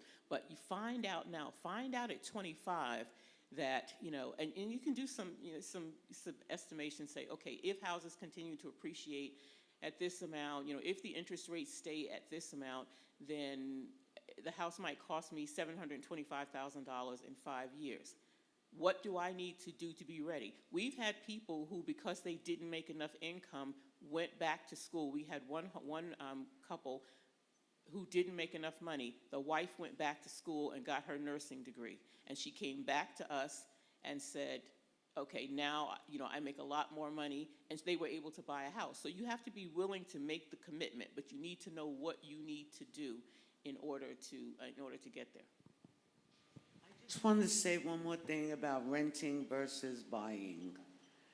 When you go and you find that beautiful apartment that somebody else owns, and it's costing you $3,000 a month, and then you have to put first, last, and security, I think that's $9,000 you have to give to a landlord. That's your down payment on a co-op or a condo. You don't have to stay in Queens. I know it's your comfort zone, but think out of the box. It's going to be your home. You could take that money and buy your own home instead of paying somebody else's mortgage. Okay, so I wanted to let you know, just maybe you're thinking, right? If you would like to come and apply with us, what would you need to submit? Because there's a lot of paperwork. And a few things that we will need will be the last 3 years of your income tax returns, right? And then we would ask for the W-2s. Now, we always ask how many household members in your home. We have to take into consideration not only the person who's applying or your co-applicant, but also everybody who lives in the house who's over 18 and is working. And so if they are working, whether it's part-time or full-time, we would ask for those pay stubs as well. So it's important to keep that in mind. And just remember, right, that your household members are very important. Even sometimes when you have a kid in college, I mean, they're coming back to you, right? So it's not like they're gone. My daughter doesn't want to come back home, but you know. Anyway, so those are things that will be asked of you. We also have to pull a soft credit pull. And the gentleman here talked about the difference between the lending and the soft pull. So the soft pull will not be affecting your credit. You know, after you have submitted all the paperwork, then you get transferred to a counselor. And then the counselor will be in contact to schedule the meeting. You guys will come back, and then we get to talk about the product, which is a Smart Move New York. Now, there are a couple of things that I want to make sure you know. We only work with conventional loans. So, unfortunately, we cannot have that choice, another option of FHA. So, only conventional loans. And when you are going to use any, when you're going to go there, you know, to shop around for lenders, you have to use one of our lending partners. So that's the other part, right? Because some clients may want to go with the bank that they know that they have a relationship with. So that's good to know.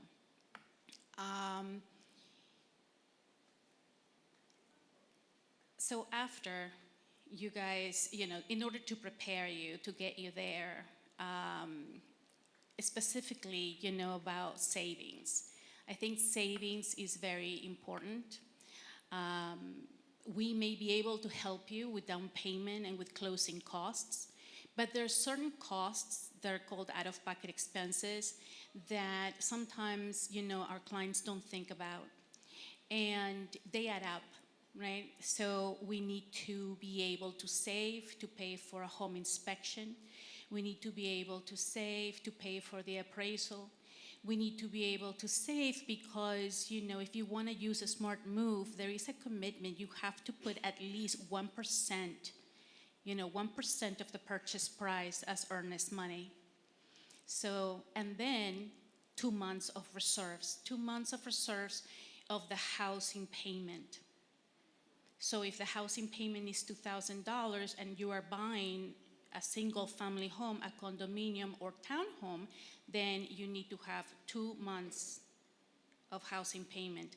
Now, if you are looking to buy a multifamily, up to 4 units, you can too. But at that point, now you need 4 housing payments for reserves. And you also have to ask your lender, because sometimes the lender may say, you know, maybe HDF is looking for 4 months of reserves, but they are looking maybe for 6. The other thing that I wanted to address that was said at one point was about the student loans. A lot of clients come to us with the student loans, and when you are maybe on a repayment plan with a 0 amount, which is great, we cannot take that. We have to take the 1%. So that's very important.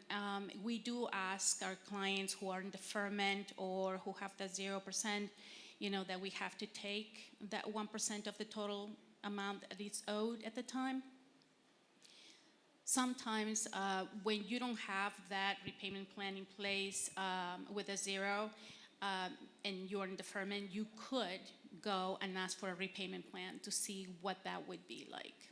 to see if that's affordable for you, because sometimes it's better to take that than the 1% of the whole remaining balance for the student loans. I just want to say one thing. I know Ms. Miller mentioned it before, our partner, eHome America. Please do not go home. Do not sign up for the class if you have not seen a counselor. The certificate is only good for 1 year, and you will have to retake it after a year. So just be mindful of that. Most of the counselors will tell you, all right, here's your realtor, here's your, now, when you're ready, don't do it yet. Don't do eHome yet. You know, one of the other benefits of coming to housing counseling organizations is, just like our colleague here, we work with a number of different banks. We also work with mortgage banks. There are some homeowners that, or prospective homeowners, that we know don't meet the underwriting guidelines of our banking partners, but they may make the, the example I gave you of the woman who went back to school and became a nurse. She didn't have sufficient income, so we couldn't move her forward with any of our banking partners. When she came back, we resubmitted her application to the bank, and they said she hasn't been a nurse long enough. So we submitted her to one of our mortgage banking partners, and she's got a house now, because they don't have the same underwriting guidelines. You know, you may look online and says, okay, these are the guidelines for FHA, but there are what they call overlays. So even though FHA says, if you meet this, and this, then you qualify for an FHA loan, Bank X may put some additional guidelines on top of it, and now you don't qualify. And that's why when you come to agencies like ours, we know who the partners. She only works with conventional banks, but she's going to know which of her banking partners is probably the best fit for you. So if you may bank at Chase or Bank of America or whoever, that may not be the place where you would get your mortgage. The other thing that folks need to be aware of is that because of the Community Reinvestment Act, banks are required to lend in the communities, where they take deposits. And so there are banks that work with us specifically because they know that we are, our population is typically going to be low and moderate income residents of, southeastern Queens, so we're generally going to be people of color. And they have special programs themselves. There are banks that provide down payment and closing cost assistance. Sonia May is going to be one of the presenters here today. There are folks who can qualify for the down payment closing cost assistance from the bank, down payment closing cost assistance from Sonia May, and if you qualify, meet the guidelines for HPD, that as well. In the past, we've had folks who qualified for up to $85,000, $90,000 because you're able to layer all of these things. You're not going to know about, you may hear about one or two of them here, but you're not going to know about all of them. When we look at you, we're going to say, this person meets the income guidelines for the HPD program, they, Sonia May, and we can, why not end up with, $40,000, $50,000 worth of down payment closing cost assistance, and then you get to keep more of your money in the bank, if you can afford the house that way. You got to furnish this house. You want to have a reserve fund. The average homeowner first-time home buyer probably has no idea what it costs to put a boiler in, what it costs if your water main breaks. Our houses out here in southeastern Queens are typically between 75, at least 75, 85 years old. So, if the people who own those homes before, did not maintain them, and not, because they were just being negligent, maybe nothing went wrong. But, we have a homeowner who we did work for under our home improvement program, and water dripped on her breaker box, shorted out the whole thing. And so now, the contractor went in and said it wasn't just, oh, we'll fix this wire. He said, your whole house needs to be wired to the tune of $35,000. And so, so it's important that you start that reserve fund, because you never know what's going to go wrong. Water sewer lines, there are companies out there that, for a couple of dollars a month, you get insurance. Your water main goes, and they'll come in, they'll replace the water main. When I first started with NHS, people used to be able to repair water mains for, $7,000. Now we're talking upwards of $20,000. What do you do if it's all you can do to pay your mortgage and your utilities? What are you supposed to do now? And that's why keeping and maintaining good credit is also important, because if you have to finance it, you've got to have good credit in order to be able to do that. So it's a lifetime commitment. And someone asked the question about buying a home and when should you buy and when should you not, because of age. As he said, it's based on the individual. If you have the support system, if you have the funds, you can buy a house at 80 years old because you're going to be able to pay somebody to cut your grass and clean up your snow, and you've got family members who are going to make sure that happens. But we've also had people come to us who retired. We had one homeowner who retired because she was of retirement age, but she never did a budget. It was only after she retired that she realized that her retirement income was not enough to pay her basic living expenses. And so really at 60-something years old, does she really want to go back out and get another job? No, the whole point of retiring. But she may not have retired, so you just, you need to know what your situation is.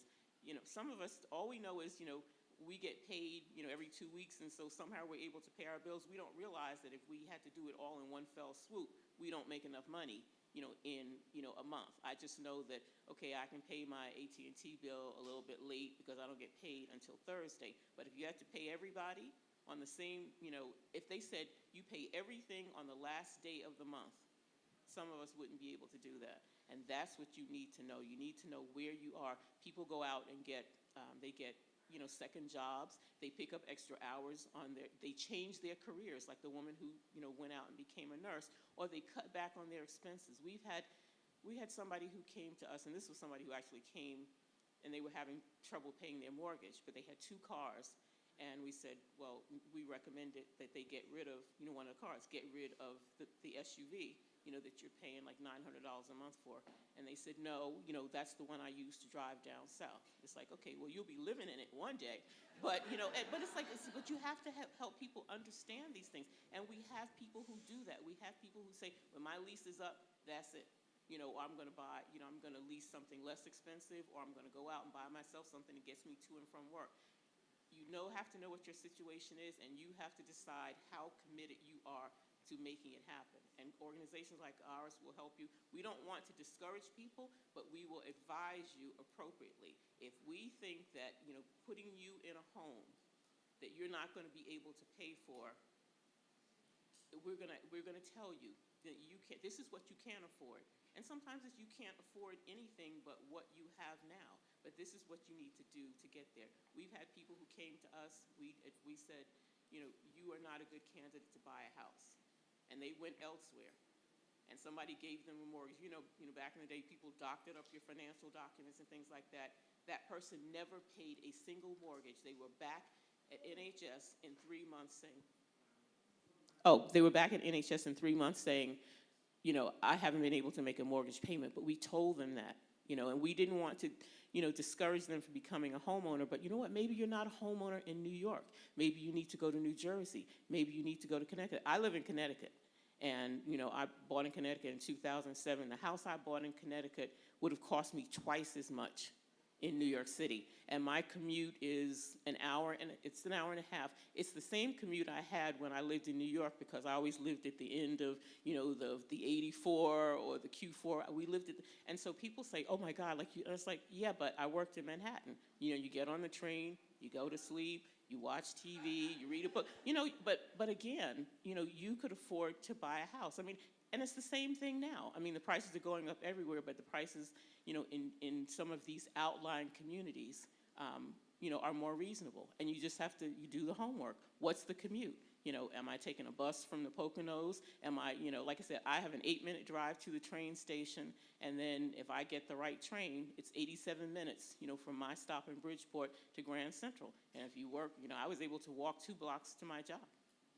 So, they're just, you have, as Kathleen said, you've got to think outside of the box, and you come to agencies like ours, and we will counsel you, we'll tell you what is possible, what works for you, and what you may have to do, because there's some people that say, no, I have to live in Cambria Heights.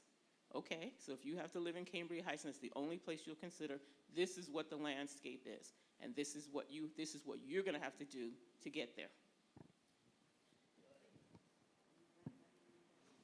Do we have any questions? Good morning. Really, really informative talk. I'm enjoying it. Main question is, do you counsel all prospective home buyers, or are there constraints, geographical constraints, or? No, all buyers. No, our target area is southeastern Queens, but we will counsel people from, anywhere. A lot of our clients are from, Brooklyn, the Bronx. We've got people from upstate, anywhere. Do you have your cards? No? Oh, Kathleen does. I left mine home. But I'm going to give you our phone number. Our phone number, again, is Neighborhood Housing Services of Jamaica, Inc. And our phone number is 718-291-7400. 718-291-7400. And if you want to email us, it's info@nhsj.org.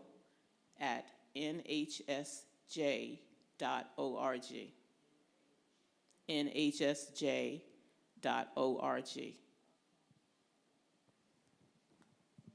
Hello? Info, I-N-F-O, at nhsj.org.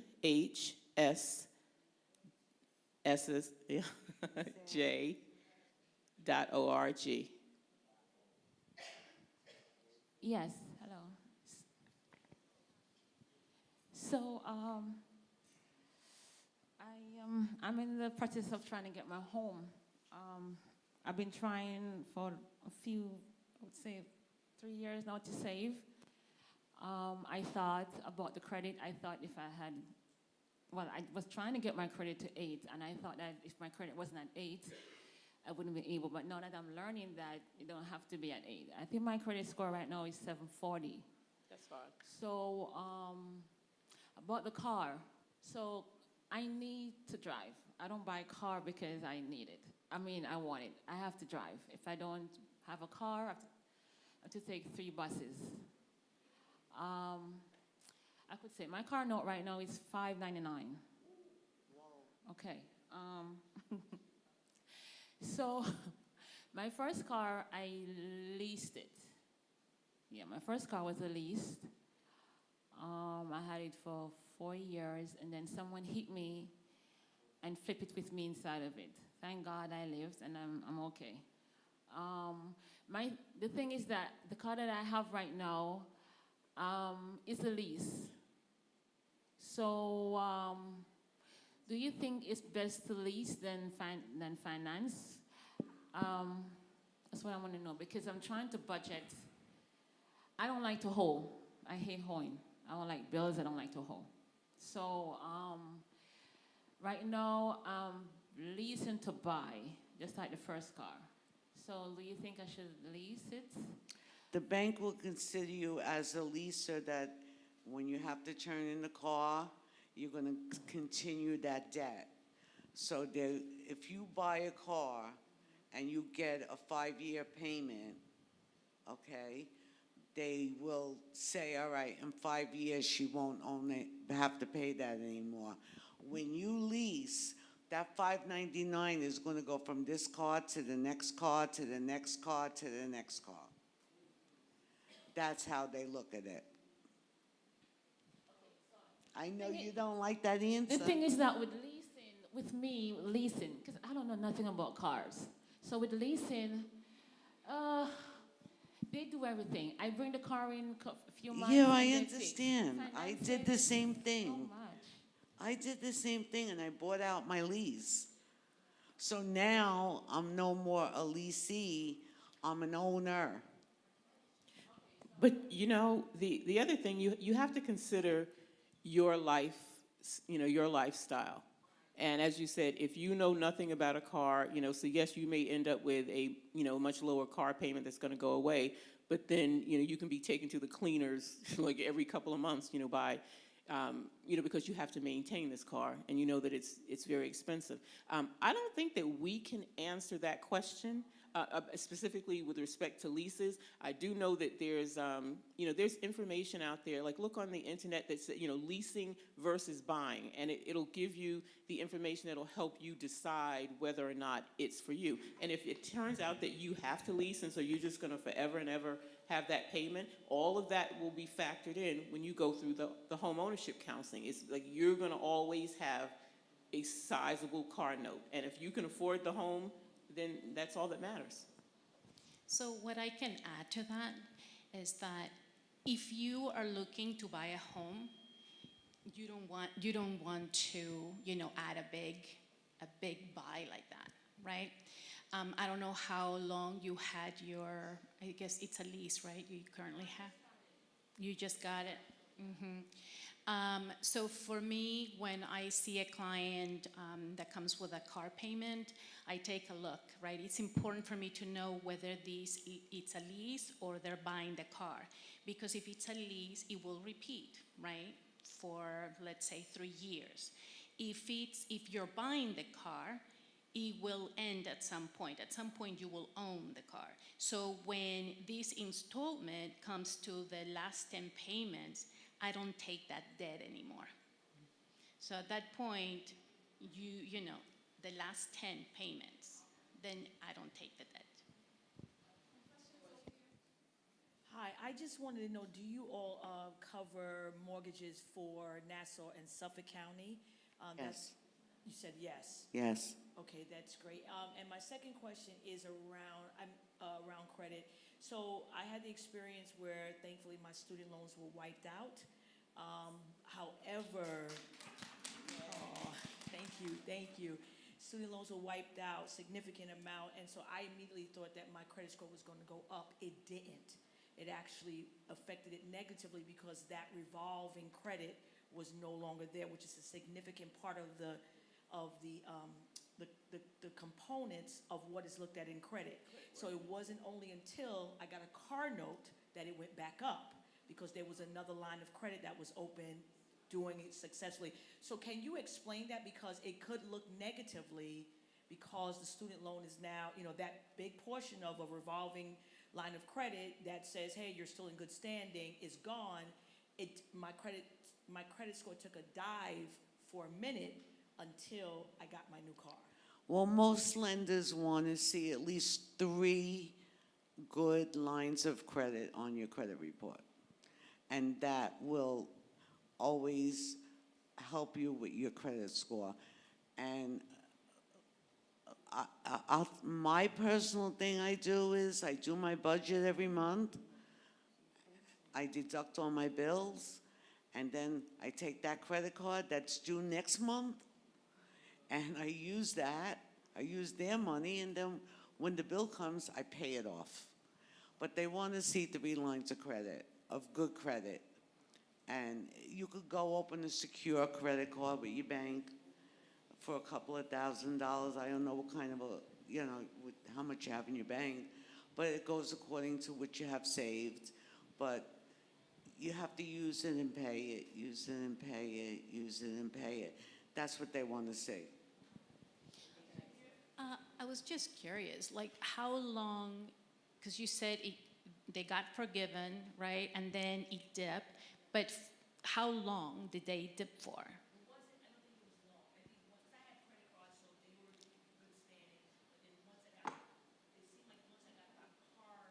But when did you get that car? How long did you wait?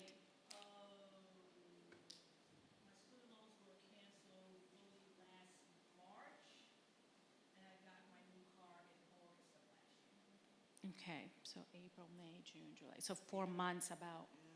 Yeah, that's a long time, right? Because usually it will dip, but then slowly will go back up.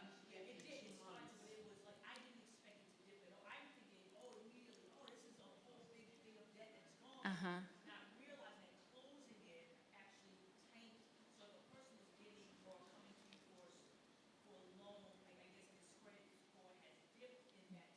Yeah.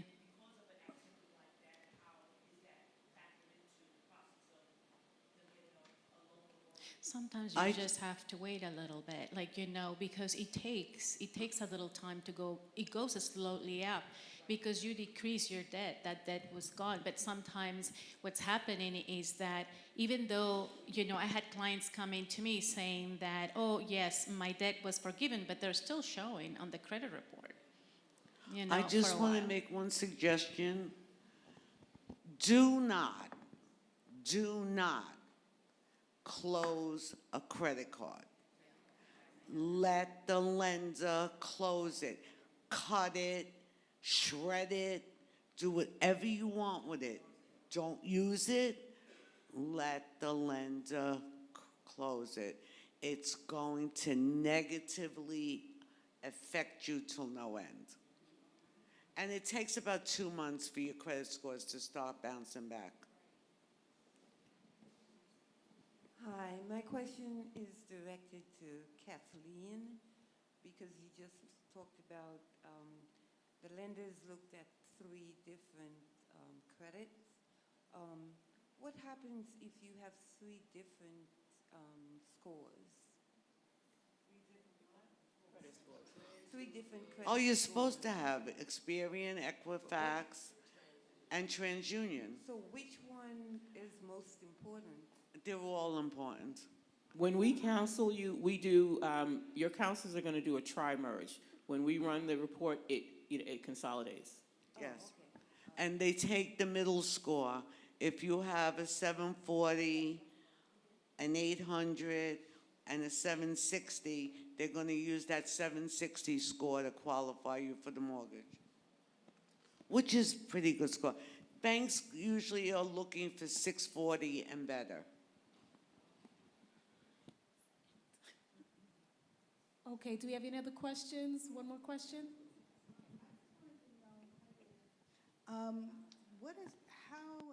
What is the average turnaround time for going through your services and purchasing a house? And the reason why I ask, because, I recently applied for a mortgage and I did get approval, but now coming here, you don't know what you don't know until you sit with you folks and you're telling us all of this valuable information. So that's what I wanted to kind of get an idea. And what is the initial starting point? Because we're getting a lot of information. You go online, and I tell you the truth, I get a little overwhelmed when we get all of these websites and stuff. So can you kind of simplify it? Well, I'll simplify it. When you come for a counseling session with either myself or Serenelli, or it doesn't matter. If you are mortgage ready, we're going to tell you.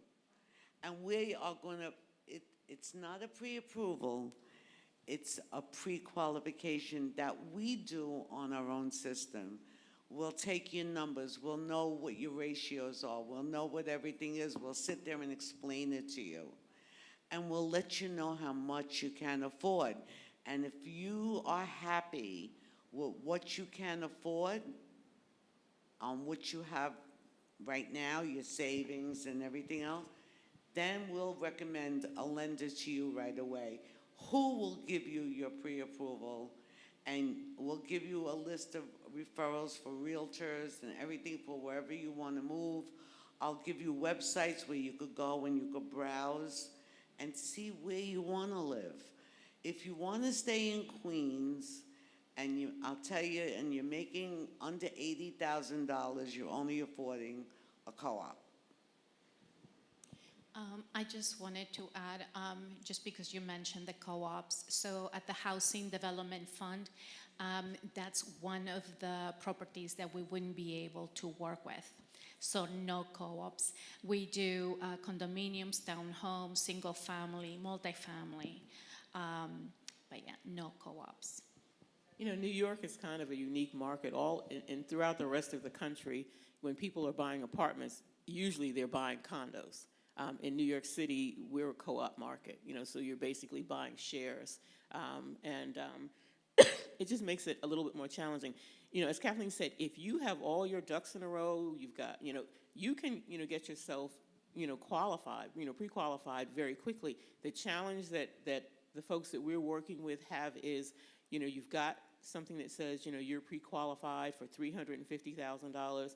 Good luck trying to find a house with a $350,000 mortgage. That's the challenge. You know, interest rates are high, you know, so you've got, you know, if somebody's got, you know, a 2.75% interest rate, you know, and yes, they would like to move up to a bigger house, you know, a nicer house, but they can sell their house and maybe they have $400,000 worth of equity. Every bit of that equity is going to be used up to buy that next house at the current interest rate. So people are not moving. They're not moving unless they're moving out of New York, or maybe they're downsizing. So it's about inventory. People aren't moving, so people are qualified, but they can't find a property, at least not in the metro New York City area. Yes. That's why I said earlier, you know what? Everybody wants that little white fence and the beautiful house and and this and that. And that. Get your foot in the door. The income to purchase a home, is it you got to make a certain amount? Because I'm in the process. I'm already at a mortgage company, but you know, you can still choose. I didn't finalize. I did majority of it. So how much is? We recently had conversations with two of our mortgage banker lenders because we know that, you know, their underwriting guidelines are a little bit more flexible. And they both told us to be a solid candidate, you know, decent credit, savings, if you don't make at least $120,000, your chances of finding something, you know, in the area is going to be difficult. Well, if they said that the minimum is 120, if you make more than that, then, you know, you're in a better position. You know, it's just, you know, can you find a property? Right. And the savings, when you do for your down payment, do y'all do down payment services with you said they have to go, you do conventional and they have to deal with your... For the Housing Development Fund, I just wanted to tell you, so we do have income guidelines that we have to follow. And in the 5 boroughs, I believe it just changed, but it's like if you make more than $99,300, then you wouldn't be eligible anymore for our products. So that's for Smart Move New York specifically. I think it's slightly over now because it just changed like 3 days ago. But again, $99,300, it's about, and if you are to make more than that, automatically you would be not eligible for Smart Move New York. Mm-hmm. Thank you. Like I said, it's a lot of information to keep in your head, so you got to call one of us. Okay, we're going to stop now, session 2, and because of the time, we want to go straight into session 3, which is our last session. Just want to make sure we're ready. I know they had to send an email. If you need to use the restroom really quickly. Thank you so much for our panel. We appreciate it. So don't go anywhere unless you have to use the bathroom. Come back.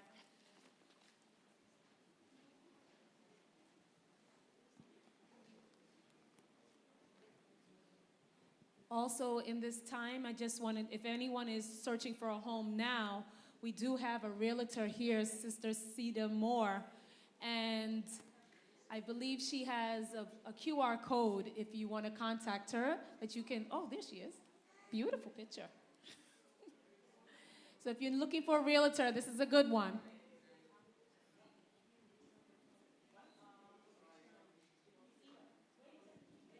This is Cedar back here. If you need a realtor, just scan that barcode. You can get in touch with her.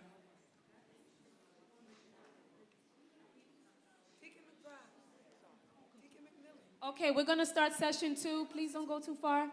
Our panelists, you guys, we have lunch for you right across, okay?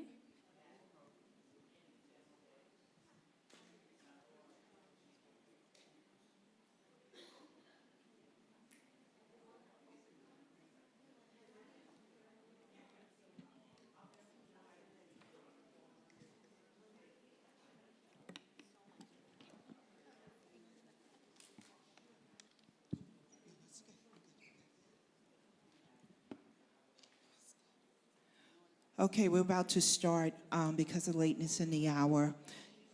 And we want to thank our panelists for a wealth of information. You know, when you think back, the old saying, if I knew back then what I know now, you know, we would kind of be further ahead of the game with knowledge. And that's why it's so imperative that our young people, our teenagers, you know, our Generation Z, X, Y, and the other letters, you know, are well informed now in their 20s and their 30s so that they can get a jump start on a lot of the things of what we didn't know back in the day. Our parents told us just get a good job, save your money for a rainy day, you know, and get a good education. And there was just a lot of things that we weren't informed about. Times have changed, so the whole game plan has changed. So again, just a wonderful job, a wonderful breakdown of all the information that we need regarding home ownership. Our final a representative from Sony May, her name is Delphia Munoz. She's from Sony May. We'd like to welcome her. She, as an Assistant Vice President of Business Development for the State of New York Mortgage Agency, Sony May, Delphia Munoz is responsible for collaborating with nonprofit organizations, financial institutions, and realtors across the 5 boroughs of New York and Long Island to support the growth of Sony May. Delphia is a dedicated advocate of affordable housing with over 20 years of experience in financial and mortgage banking industries.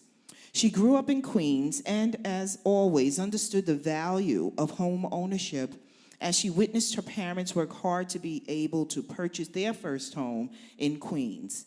She started her career in real estate in many of the communities within the boroughs of Queens and Brooklyn, helping her clients to have a better understanding of the mortgage process. It led her to a career as a loan officer with several of the nation's largest lenders. Prior to joining Sony May in 2016, she was a housing counselor with the Long Island Housing Partnership, where she worked with the lenders and state officials and local municipalities to provide first-time home buyers with education and grants. She is passionate about education, educating first-time home buyers, and achieving the dream of home ownership, building wealth, and transforming not only their lives, but also the lives of generations to follow. Please welcome Delphia Munoz. Hello, good afternoon. I've had the pleasure of speaking to a lot of you as I've been sitting up front, and I feel like this is a homecoming because I grew up in Queens Village on Francis Lewis Boulevard, so I'm like, this used to be a movie theater, so it has changed a lot. But first and foremost, I want to applaud all of you for taking your time on a Saturday to be here, to be able to educate yourselves on, hopefully, right, taking those first steps towards home ownership. And I don't want anyone, we've all said it, but I don't want anyone to feel discouraged if you can't do this right away, right? Sometimes, like my predecessors said beforehand, it's baby steps, right? Sometimes you have to work towards it 6 months, a year, 2 years. At the end of the day, what matters is, right, that you're able to do it, that you're able to build wealth. And I have to tell you, besides, you know, being able to have my children, one of the best feelings ever was the day they handed me those keys to my first home, right? And I have to say that I bought my first home many, many years ago, and I did Sony May. So I'm a real big believer of Sony May. So we are the State of New York Mortgage Agency. As they said, I'm Delphia Munoz. I'm the Business Development Officer. And Sony May has been around since 1970, right? Our mission is to create, right, to be able to help first-time homebuyers in New York State, low to moderate income earners, and again, to be able to build that wealth, right? To be able to do it in a safe, affordable, and sustainable manner. Because we've all spoken about it. You want to be able to obtain that home, but you want to do it in a safe way. You want to be able to still eat, right? Still be able to do the little things you like. I mean, I always say maybe the first year you're going to be a little tight, but once you've gotten used to that budget and you've gotten used to the things that you need to do to be able to keep that home, right? But again, doing it in an affordable manner, doing it in a sustainable manner, because you want to be able to keep it. You don't want the bank to come knocking on your door. They won't even knock on your door. They'll just take the home back, right? So it's about doing it, again, in a safe way. So Sony Mae has many different programs.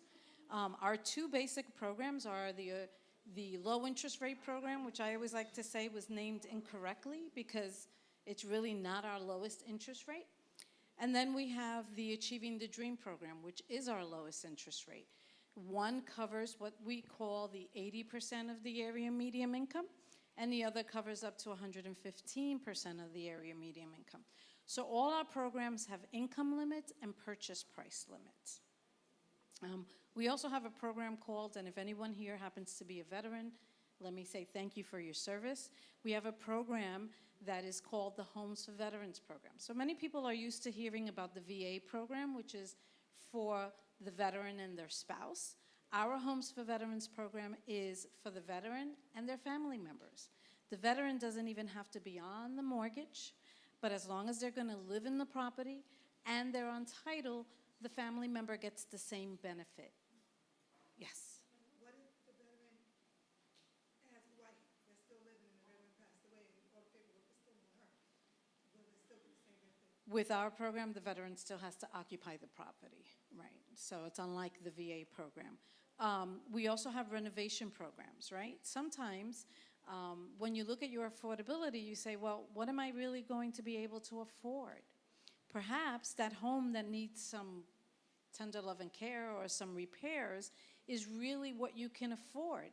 And Sony Mae and all of these programs that work with down payment programs, what we understand is that it's very difficult because most of you are paying a rent, which is really a mortgage, right? It's very, very difficult to pay the kind of rents that you're paying nowadays and also be able to save for a mortgage. It's virtually impossible.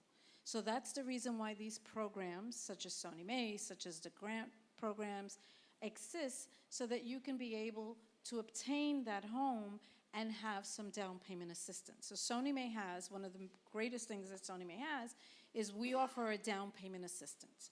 Our regular down payment assistance is 3% of the purchase price up to $15,000 that you could use for down payment or closing costs or a combination of both. And I know that you've also heard about private mortgage insurance, right? And you can use our down payment assistance to be able to pay that off one time and not have it on a monthly basis, right? So you could use our funds to be able to do that. So with Sony Mae, you need less of your own funds or your own monies to be able to do this. If you are purchasing a one-family, two-family, or a condo, you only need 1% of your own funds into the transaction. If you're doing a three-family, four-family, or a co-op, then you need 3% of your own funds, right? And we also offer a down payment assistance, as I mentioned, not only the 3% of the purchase price up to $15,000, but recently we rolled out a program called the Credit is Due program. And the Credit is Due program is really for underserved markets and households of color. When we did our studies and we looked at all the numbers, I mean, when you look at it, only a third of the homes in New York are owned by people of color, right? Every 2/3 of it are owned by Caucasians. And so how do you build wealth? You build wealth by being able to own your own home.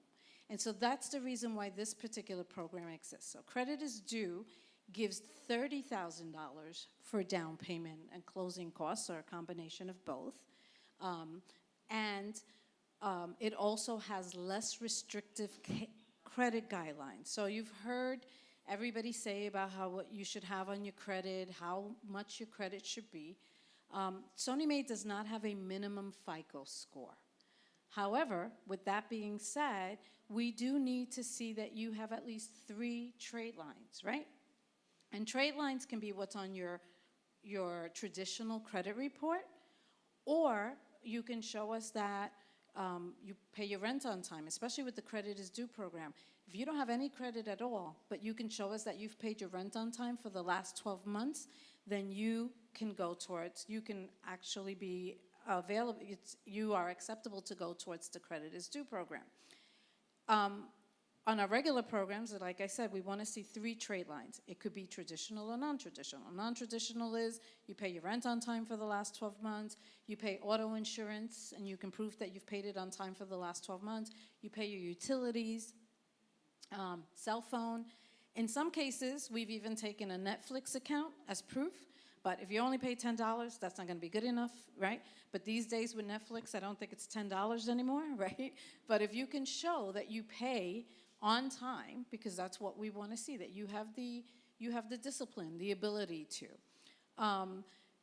Also, with the credit is due program, as I mentioned, we have less restrictive guidelines. So we all know that life happens, right? Hopefully you're able to get back on track and your credit looks fine, but again, life happens. I'm living an example of that, went through a horrific divorce many years ago, so when you're going through things like that, or you have a death in the family, or your children get sick, or a family member gets sick, are you worried about paying your credit on time? No. You're worried about what's immediate, right? So we require an explanation for any blemish that shows up on your credit report, no matter how old it is, right? We want to know what happened. Explain it to us, because again, life happens. But are you back on track now, right? Some people go through bad times with credit and then they become afraid of credit and don't want to use it anymore. Okay, but are you now, can you show that you paid your rent on time, that you're paying your utilities on time? Those things. So what we say is we want to see 3 lines of that, whether it's traditional or non-traditional. And again, with our credit is due program, we allow that you don't have any credit, but that you can show that you pay your rent on time. That program also, if we've done, and I want to also say before I forget, that you can layer all of our programs with any other down payment assistance that may be available. So for instance, let's say that you're doing the credit is due program that gives you $30,000. And right now there's a program, and many of the lenders that are here today can talk to you about it. It's a program called the HomeBuyer Dream Program. That program gives anywhere from $9,000 to $15,000, right? You can layer that with the $30,000 that Sony Mae is giving you, or the 3%, which is the $15,000. So now you said to yourself, well, how can I do this? But now you have close to $45,000 for down payment, right? So now it's a lot more doable. And if Sony Mae is only requiring you to have 1% of your own funds, if you're purchasing a single family, 2-family, or condo, then it is doable, right? If you're purchasing 3-family, 4-family, or co-op, then we require 3% down. We're very co-op friendly, by the way. But again, it's about, and for us, a first-time home buyer is someone who has not owned their primary home in the last 3 years, right? So maybe you owned something 5 years ago and you sold it, but now, you're considered a first-time home buyer all over again. And we have something called, Can You Pass the First-Time Home Buyer Test? You can Google it, by the way, sonymay.org. You can get a lot of our information. That really has a lot of different scenarios. Let's say that, and people do this a lot, right, to help out their family members, that you co-signed for a family member, right, for their home. But that has not been your primary home in the last 3 years, and that person can prove that they're the ones who are paying the mortgage, then for our purposes, you are still a first-time home buyer, okay? You can't own anything else by the time that you close with Sony Mae, which means you would have to come off the deed, right? But you can still go forward. Let's say that you're married, your spouse owned a home, excuse me, or does own a home, but you are not on title. That is, then for our purposes, you are still a first-time home buyer. So there's a lot of different ways in which we look at whether someone can be considered a first-time home buyer. So again, It's about common sense underwriting. We want to try and be able to eliminate that barrier that exists between you being able to be a homeowner and start to build that wealth, right? All of our programs are available through a network of participating lenders. With Sony Mae, you can't come to us to apply directly. It has to be through one of our participating lenders. There are many great experts here today. And you can also go on our website and see that there's somewhere close to 80 lenders that do our program. Not everyone does all of our programs. Right now, I think for the Credit is Due program, we only have about 6 to 8 lenders that do that, and that's because they specialize in that particular program, right? There are more that will be opening up to the Credit is Due, but for now, I think it's somewhere around 6 to 8 lenders. But out of the 80, many of them do all of our programs. As I mentioned, we also have a renovation program. So, you say, okay, if I buy that house that needs repairs, I can barely come up with the down payment. How am I going to fix that home? So we have a program called Remodel New York, which allows you to put the cost of repairs into the mortgage.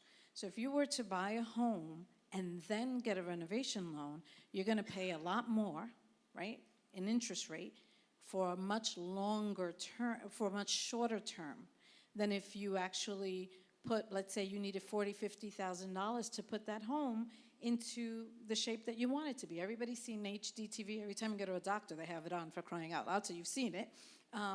You can actually make that home into your dream home, right? And so I did mention that we offer down payment assistance. And when you use our down payment assistance, and many people say, oh, with Sony Mae, you have to stay in the house forever. No. If you stay in the house for 10 years, then that is forgiven. If you sell, the amount that we've gave you in down payment assistance, if you sell before 10 years and you make a profit, so it's only if you make a profit, there may be a portion that you have to pay back. But every time that you make a mortgage payment, a certain percentage of it is forgiven.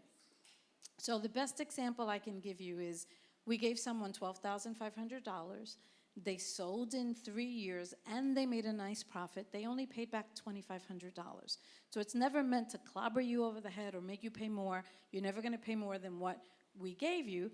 But again, right, statistics show us that the average first-time home buyer stays in that home for 9 years. Remember, our requirement for that to be a gift and not be forgiven is 10 years. So at 9 years, you really have nothing to pay back, right? And I always say if that's what allowed you to purchase your home in the first place and be able to layer it with other assistance and grants, then it's worth it. So I also mentioned that we have income limits and purchase price limits. And unfortunately, my slides are not able to be shown, so I have to use my cheat sheet. So we have, when I said in the beginning, we have 2 programs, the Achieving the Dream program, which is what we consider 80% of the area median income. So if you're looking to purchase and stay in Queens or the 5 boroughs, so the way we look at it is either it's a household size of 1 or 2, and whatever the dynamic of that household may be, it could be a single mom and a child, that's considered a household of 2. Or a 3 or more person household could be same dynamic, single mom and 2 children, that's a 3-person household. So if you're looking to stay in the 5 boroughs and purchase a home, the income limit for our Achieving the Dream program is $135,550, meaning you can't make more than that, when you apply for the mortgage and you close with the mortgage, right? If it's the same, if it's a household of 3 or more, then the income limit is $158,140. And again, that's for the 5 boroughs, right? And that's for 5 boroughs as well as Rockland County. If you're looking to purchase in Long Island, it's a higher cost area, so the income limit for 1 or 2-person household is $147,740, and 3 or more person household is $172,366. I should also tell you that these income limits are going to be changing in the next couple of weeks. We usually change them sometime in July, but they usually go up a little bit more. So I don't know if anyone here is interested in Westchester, but we also have Westchester income limits. The purchase price limits for the 5 boroughs as well as Long Island on a single family home It cannot be more than $1,110,400. Two-family cannot exceed $1,421,800. Three-family, $1,718,510. And a four-family home is $2,135,790. That would be the income. That would be the purchase price limit. Also, I know I talked to you about income limits, right? Before I go there, let me tell you about our low interest rate program. So I told you about the Achieving the Dream program, which has the lower income limits. It also has, I always say the low interest rate program was named incorrectly because, for instance, on the Achieving the Dream program, our interest rate today, and has been that way for a couple of weeks, is 6.25, right? On our low interest rate program, it's 7.125, right? So even though it's called low interest rate, it's really not lower than the other one. They're always for 30-year term, right? It's always going to be for 30 years. We do not charge points, and we do not allow our lenders to charge you points, okay? So the low interest rate program, if it's again, if you're buying in the 5 boroughs, 1 or 2 person household, the income limit is $169,440. 3 or more person household, $197,680. And if you're purchasing in Long Island, 1 or 2 person household, the income limit is $184,680, and 3 or more person household, $215,460. So it's the same purchase price limit as in the Achieving the Dream program. And so all our other programs are what we consider add-ons. We have a program in the upstate communities called a Graduate to Homeownership program. If you're a recent graduate, you're looking to purchase an upstate community, that's always going to be according to the income limits of the Achieving the Dream, right? And the interest rate. And so just our Homes for Veterans program and our Graduate to Homeownership program allow you to go up to the higher income limit, but stay with the lower interest rate.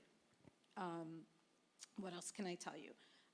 And again, you can combine our programs with any other down payment program that exists. You know, as I mentioned before, I don't want anyone to be discouraged, because when you're looking at being able to layer those things, your affordability is much greater. And I know many folks here have spoken to you about credit. As I mentioned before, we don't have a minimum FICO score, but we do want to see 3 active trade lines. If you have any lates, any recent lates, we definitely want those things explained. Sometimes the most recent late payment is going to have the greater effect on you. But just remember that, again, life happens and you can explain things. If you have collection accounts, right?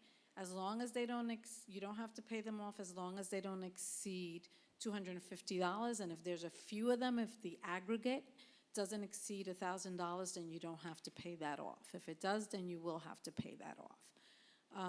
Again, we're very common sense friendly. We can take a good look, and you have lenders that are here to help. You have many, many lenders that do Sony Mae Mortgage. When you're looking at credit, as I mentioned, you know, I'm somebody that I happen to love shoes. I go shopping for shoes a lot. Hate to admit that, but I do. But I always think about sometimes when I'm at a store and I see someone, and the first thing they say is, well, if you open our credit card, right, you could save 30% today. One of these days, I'm probably going to get arrested, because most of the time I'm like, no, don't do it, right? Because that 30% now could be what stands between you and being actually able to afford a mortgage. Because every time that someone runs your credit, it drops your scores by 3 points each, right? Unless you're going for a mortgage, right? And you've gone to a couple of lenders all within the same time, so it's like one pull. But you're looking for a mortgage, you also wanted to save 30%, you had the store run your credit, and while you're at it, let me look at cars. Now 3 different entities have pulled your credit, so that's 9 points that you lost, right? And if most, like again, Sony Mae doesn't have a minimum FICO score, but many lenders do. And if their minimum FICO score is 620 and you had somebody run your credit and you were at 620 and you've lost 3 points, guess what? You're at 617. you're no longer mortgageable for their purposes, right? So just be mindful. How do you get started? One of the best things, not because I came from the counseling side, right? Because I worked as a housing counselor for 9 years prior to being with Sony Main. I'm with Sony Main now for about close to 9 years. Been in banking for a long time, so I started very young. But counseling is usually one of the best ways to start. Why? Because they're able to give you a long-time plan.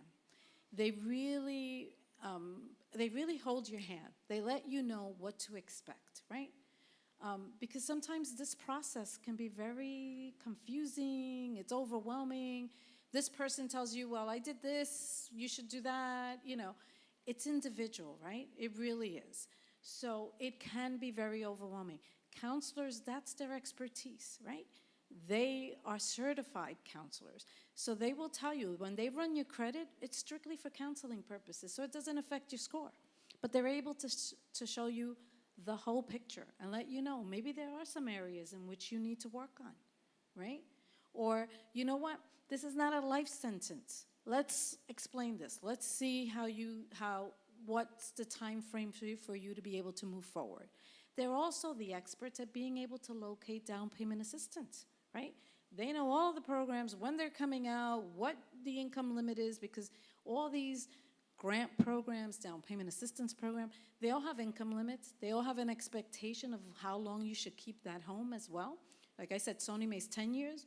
If you sell before 10 years, there may be a portion. If you live in the house for 10 years, it's a gift. Some programs are 5 years, some programs are 10 years, and I've even known some programs to be 15 years, right, on the down payment assistance.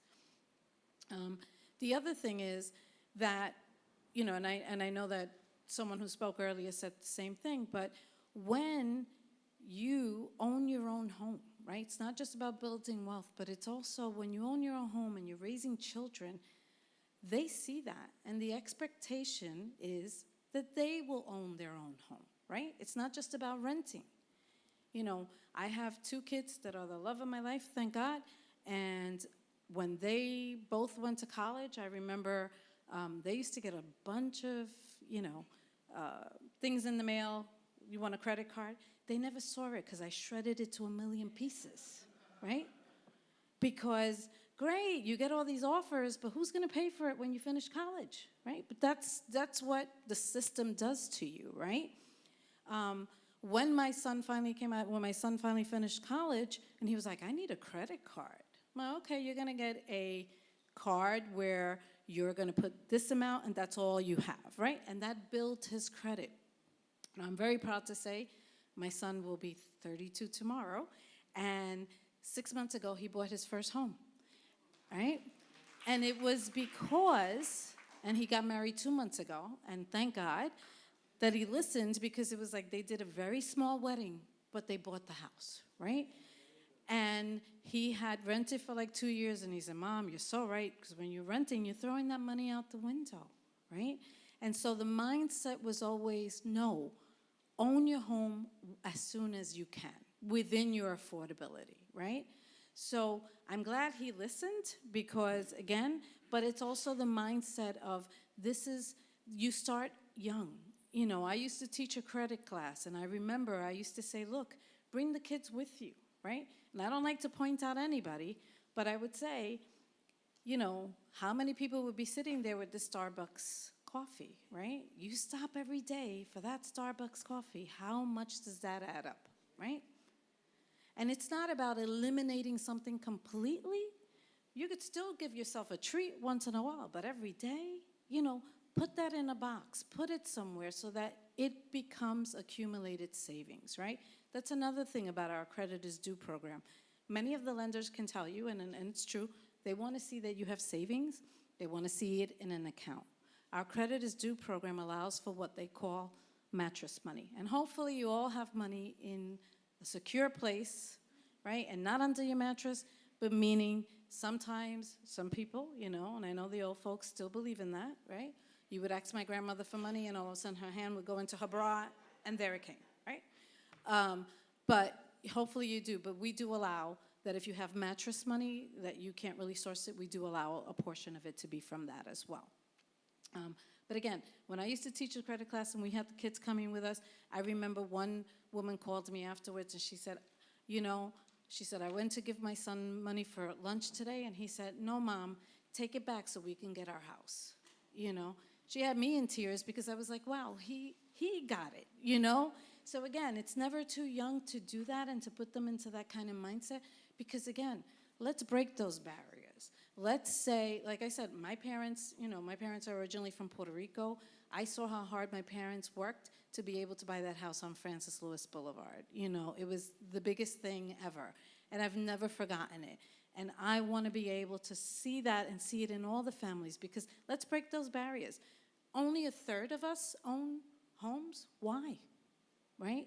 It shouldn't be. We need to remove those barriers and we need to say, no, we can build wealth too, and our children could go on to also be homeowners. So my wish for all of you is that you know that amazing feeling of getting those keys to your home, right? But let's continue to do it in a safe, affordable, and sustainable manner. Thank you so much, and I am here if you have any questions. Questions? And that is our scanner. You could scan the QR code to be able to get more information. That's our information, our 800 number. And again, you have amazing lenders there that are do Sony Mae and do it for a long, long time. But if you have any questions, please, I'm here. No? Has a question? No questions? She was so thorough. Yes, Gerard.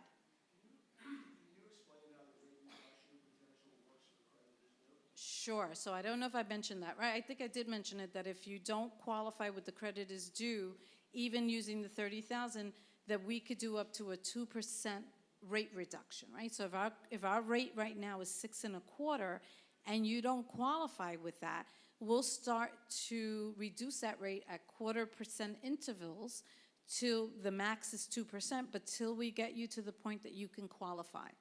So our ratios are 40-45, right? Your housing ratio shouldn't be more than 40%, and that's your PITI, your principal, interest, taxes, and insurance, right?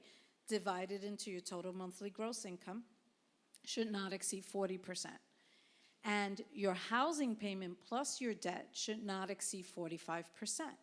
So let's say that you applied for the Credit is Due program, and even after doing the down payment assistance of $30,000 and maybe another, you're still at a 47 back-end ratio, right, the DTI. So now we'll reduce the rate to the point that we get you to that 45% debt-to-income ratio to help you qualify. So remember when I said this program is about eliminating the barriers, right, that exist between you and being able to achieve the dream of homeownership, right? So again, it's in the Credit is Due program. It's the only program that has that reduction in rate, plus it gives up to the $30,000. Now, one of the things with that program is also it is about helping those who need the help. So we don't want to see, you shouldn't be left with more than $10,000, right, in your savings or checking account afterwards. Because if you have more than that, if you have $50,000 left, then you really didn't need our assistance, right? So just be mindful of that. But again, remember that you're going to put some of your own funds into it. You're going to have closing costs associated with it. So that is the one deal breaker with that program. We help with the rate. You could end up, today's rate 6.25%. You could end up with a 4.25% interest rate, which is unheard of in today's market, right? We give up to $30,000 in down payment, again, that you can close. You could use for down payment, closing costs, or to pay off that one-time private mortgage insurance. And with Sony Mae mortgages, the PMI goes away when you reach that 79 and point whatever percentage. It doesn't stay with you for the life of the loan, unlike an FHA mortgage. And remember, FHA requires 3.5% down. It's not a bad loan, right?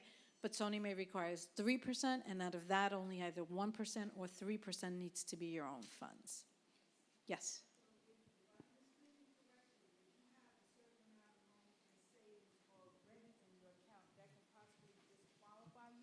For the Credit is Due program. That's the one that gives up to 30,000 or whatever. But remember, so, I mean, that's a good thing if you have savings, right? Because the credit is due program is meant to, number one, help you, and number two is to try to get you as close to that 80% mark so that you don't have PMI on the loan, right? So it depends, but if you're concerned about that, definitely speak to one of the lenders that does the credit is due program so that they can help you with, you know, with your particular scenario. That's what they're here for, to help you with your individual, you know, needs. Can you tell us which lenders they are that's outside today? Sure. So all of the lenders that are here today do Sony May. The lenders specifically that are here today that do credit is due is CMG Mortgage and Cross Country Mortgage. Okay. The lenders that right now have funding for the Homebuyer Dream program that I spoke about that can be anywhere from $9,000 to $15,000 for that you can layer with other grants are Immigrant Mortgage and Dime Mortgage. They have that additional funding left. Our website should tell you, yes, yes. For the additional funding, Immigrant and Dime Savings Bank. But again, yes, they're here to spend time with you, your individual needs, and again, take advantage of it. You can only call yourself a first-time homebuyer once, right? Take advantage of it. That's what it's there for. And again, or at least someone who hasn't owned in the last 3 years. Listen, layer it all. Take it because you've worked for it. You've earned it. And again, it's about removing those barriers and saying, I can do this too, right? Yes.